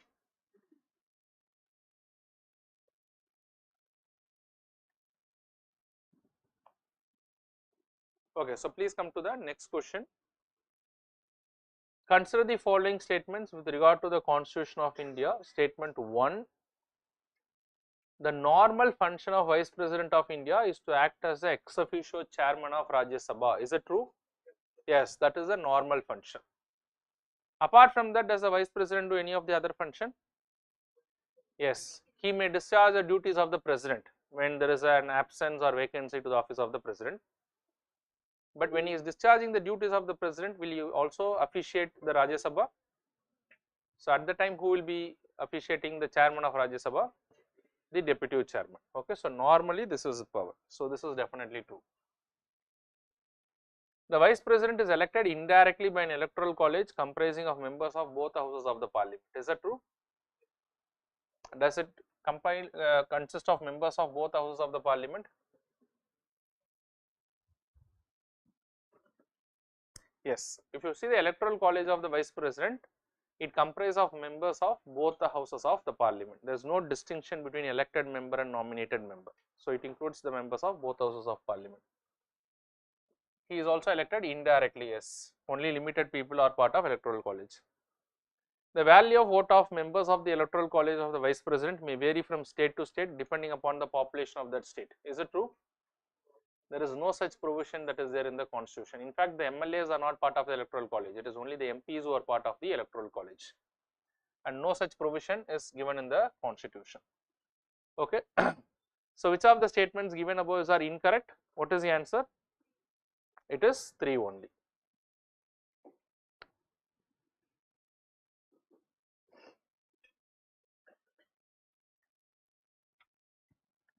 The Prime Minister of India at any time, the Prime Minister of India at any time, at the time of his or her appointment. So what is the answer? Please read this question.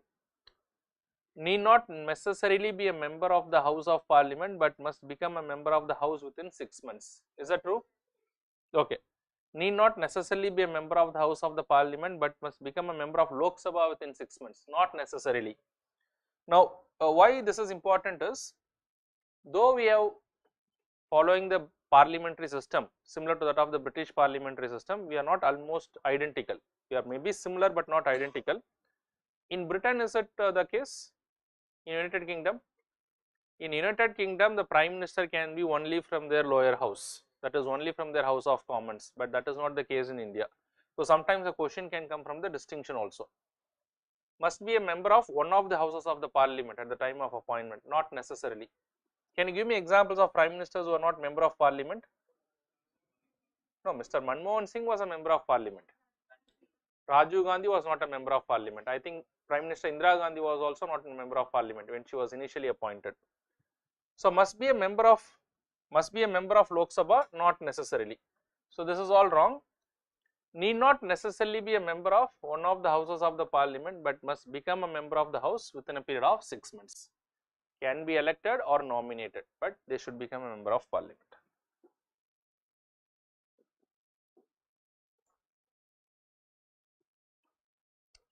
Consider the following statements.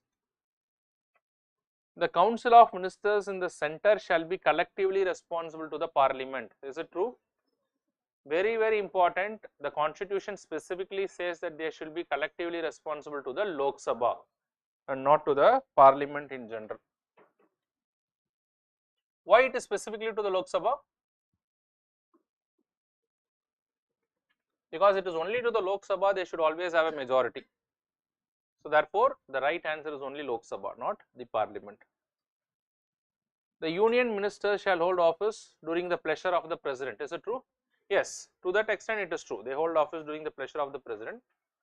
But if there is a question on what is this pleasure of the president, when it can be exercised, can it be exercised at the discretion of the president? No. Only when they lose a majority in the Lok Sabha, then they can exercise this pleasure.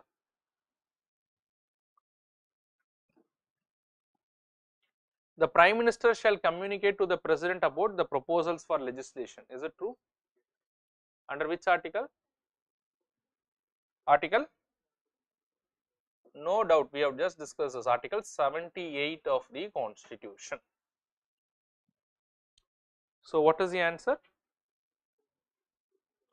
2 and 3 only.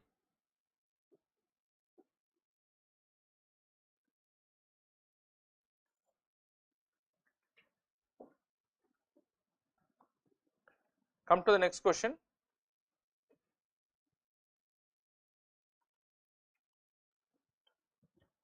According to the Constitution of India, it is a duty of the President of India to cause to be laid before the Parliament which of the following. So, as per the Constitution, the President has to submit some of the reports. Normally, there are certain commissions which are all appointed by the President of India. So, therefore, those commissions will submit the report back to the President. But in a parliamentary democracy, to make the government accountable, executives accountable, these reports will be placed in front of the Parliament so that the Parliament can scrutinize and they can ask questions. So, considering this, based on whatever I said, what could be the answer? The recommendations of the Union Finance Commission. Who appoints the members of the Finance Commission? President. So, will it be a correct thing? Yes, constitutionally also he has to submit the report to the Parliament. So, this is true. The report of the Public Accounts Committee, yes or no? Why no? The report of Public Accounts Committee, the President does not appoint the Public Accounts Committee. The President has nothing to do with the Public Accounts Committee because Public Accounts Committee is part of the legislature, and the members of the Public Accounts Committee are elected. And how they are elected? What is the principle on which they are elected? Can anyone recollect? Okay, at least tell me what is the composition of this Public Accounts Committee? Very good, 15 plus 7, 15 in case of Lok Sabha, 7 in case of Rajya Sabha. So, this is one of the financial committees in the Parliament, but however, there is nothing that the President has got any relation with these committees. This committee is a parliamentary committee and the members of this committee are elected from among the members of the Parliament, very very important. They are elected based on the principle of proportional representation by means of single transfer vote. Anyways, I will discuss this when I take up the Parliament chapter in detail, but try to understand this is a financial committee which has got representation from both Lok Sabha as well as Rajya Sabha, and from among the members one person is appointed as a chairperson. So, who appoints the chairperson of the Public Accounts Committee? The Speaker of the Lok Sabha appoints a chairperson of the Public Accounts Committee. So, therefore, the chairperson of the Public Accounts Committee is from the ruling party or from the opposition party? Opposition or ruling? What is given in the Constitution? You tell me what is given in the Constitution. Nothing is given in the Constitution. In fact, there is no mention of this Public Accounts Committee in the Constitution. This is all only based on the rules of the House. As a parliamentary convention, the chairperson of the Public Accounts Committee is from the opposition party. Okay, so presently, do you know who is the chairperson of the Public Accounts Committee? Very good, Mr. K.C. Venugopal from the Congress party is the chairperson of the Public Accounts Committee. Anyways, so the President has nothing to do with what is called as the Public Accounts Committee.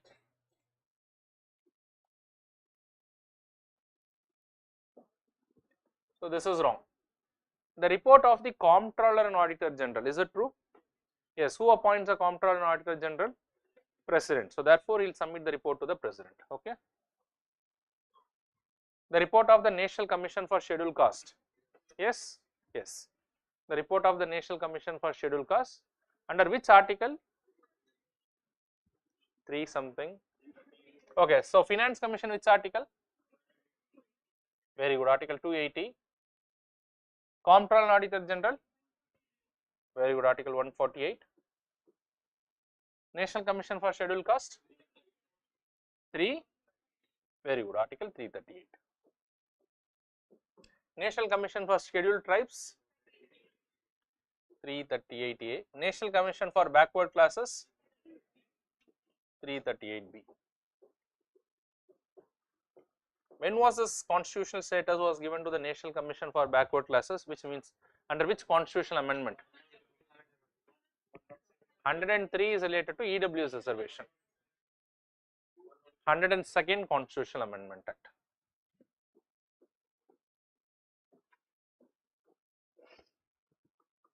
Okay, so what is the answer in this case? Except for 2, everything 1, 3 and 4 only.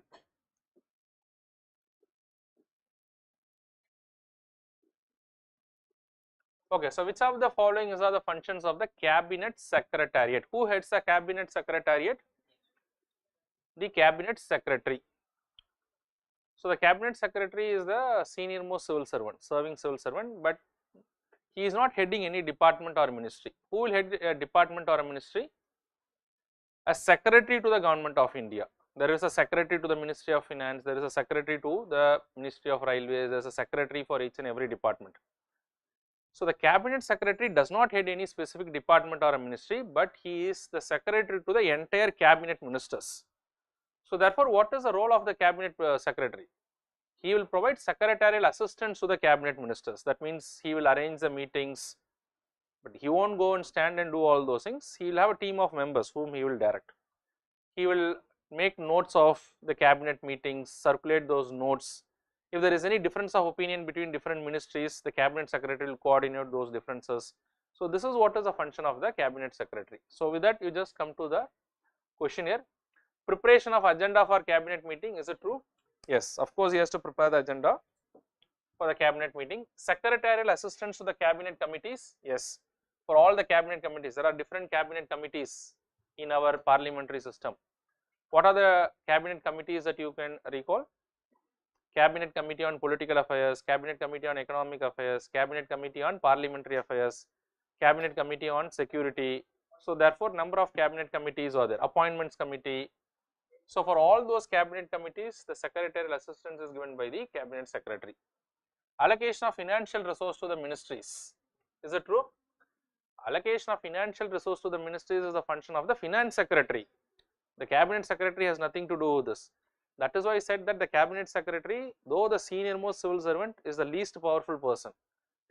The secretaries are more powerful when it comes to the respective departments or ministries. Okay, so this is not the right answer. So select the correct answer using the codes given below. What is answer? 1 and 2 only.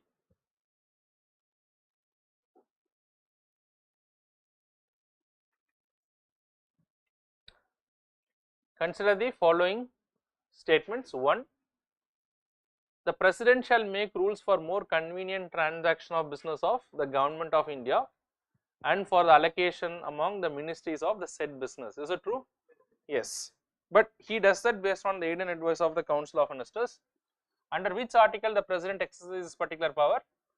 Article 77 of the Constitution. So what does it mean by transaction of business rules? What does it mean by transaction of business rules? Transaction of business rules basically means how the entire administration of the central government is to be carried forward. So to carry out a large administration, you will have to create various ministries, departments, you will have to hold accountable for various actions of the government. So you will have to appoint various authorities.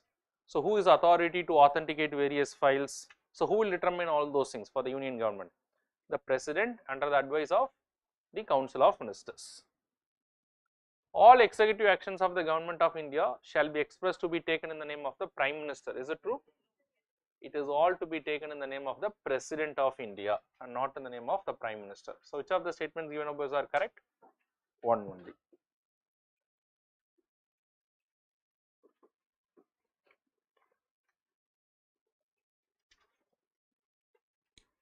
Okay, come to the next question. The executive power of the Union of India is vested in the Prime Minister. On whom it is vested? It is vested in the President, because the President is the head of the Union Executive. The Prime Minister is the ex officio chairman of the Civil Service Board. The answer is no. Who said yes?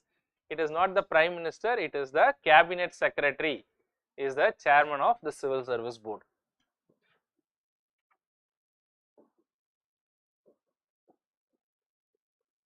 Okay, one power that the Cabinet Secretary exercises this.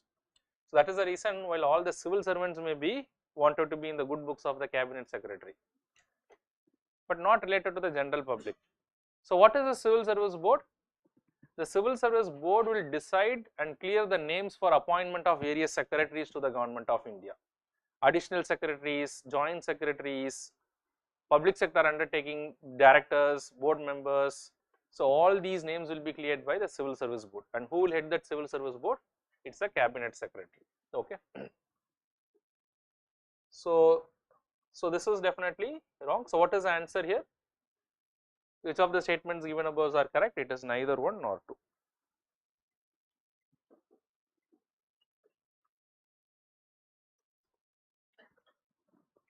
Consider the following statement. Statement 1. No criminal proceeding shall be instituted against the governor of a state in any court during his term of office. It is true. It is true. This is also very important for the coming year because there is a criminal case that was filed against the governor of West Bengal. So there was a sexual harassment case, I think, against the governor of West Bengal, but it has not moved forward. But that matter is now inquired by the Supreme Court. The Supreme Court is looking into this particular matter. Will there be a new interpretation that is given by the Supreme Court? We do not know. But as of now, what is the position? The constitutional authorities does exercise privilege under which article? Article 361 of the Constitution for the President as well as the Governor. But for the President and the Governors, it is only in case of criminal matters, in criminal cases, not in civil cases. So is there any exemption which is given in civil cases under Article 361? There they can be prosecuted, they can be summoned, but after giving a 2 months of prior notice. But in criminal cases, complete immunity. Complete immunity does not mean that they can never be prosecuted. They cannot be prosecuted during their term of, during their tenure. After that, they can be prosecuted. So therefore, even after that, you will have to meet it. So therefore, when you are in service, you should not do anything wrong, especially in constitutional positions. The emoluments and allowances of the governor of a state shall not be diminished during his term of office. Is that true? Yes, it cannot be. This is guaranteed in the Constitution itself. It cannot be diminished and vary to their disadvantage. So this is true. Which of the statements given above are correct? So both 1 and 2. Who determines the salaries and allowances of the governor? Parliament or the president? Salary and allowances of the governor? It is of course a parliament. No doubt should be there. But if the same person is appointed as a governor for 2 or more states, then in that case, the president might specify those extra allowances and all those things. Okay. With reference to the election of the President of India, consider the following statements. The value of vote of MLA varies from state to state. Is it true? Yes, we have seen that because it is depending upon the population. The value of vote of MPs of the Lok Sabha is more than the value of vote of MPs in Rajya Sabha. Is it true? No. Their value is almost the same. Not almost, it is the same. Which of the statements given above are correct? One only.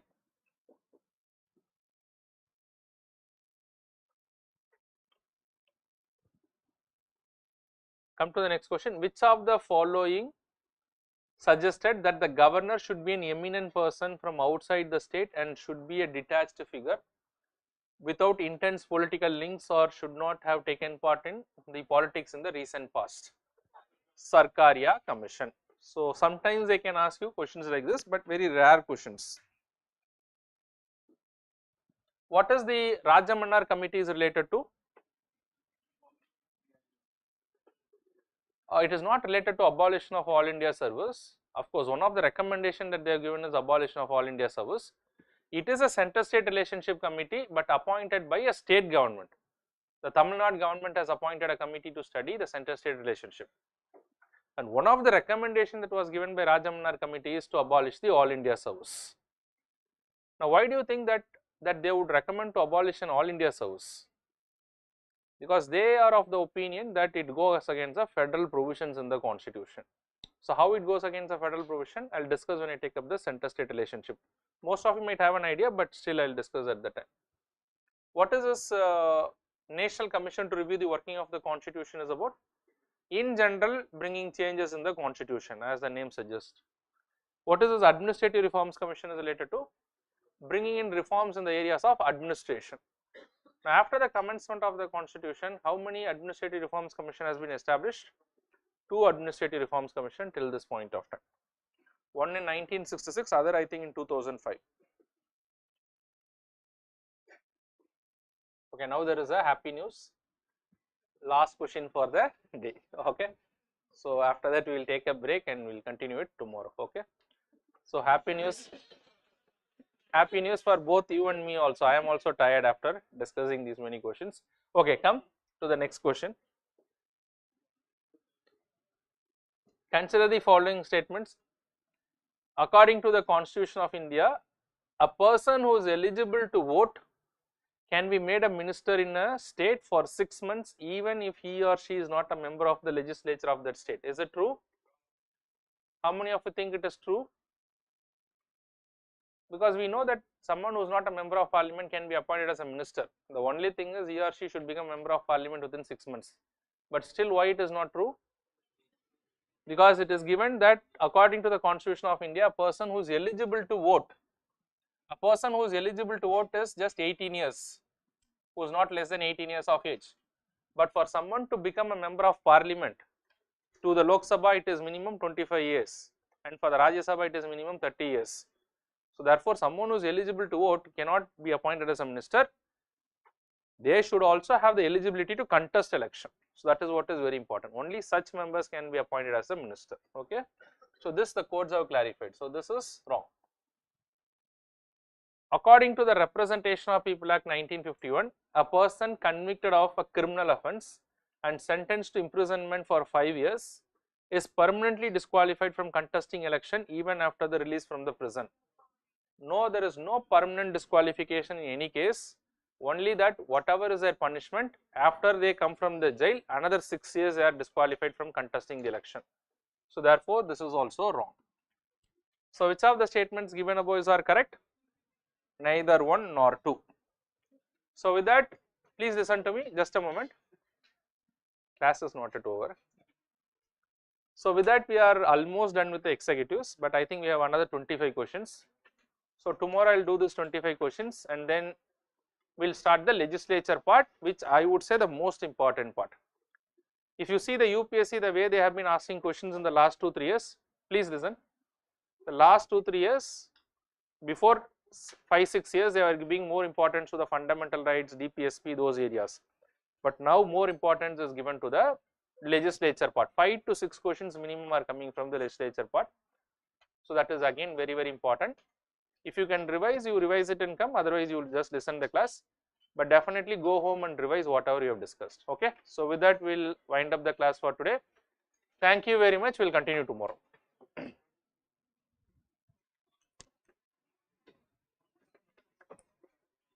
As per question statement, it is under the constitution. But once you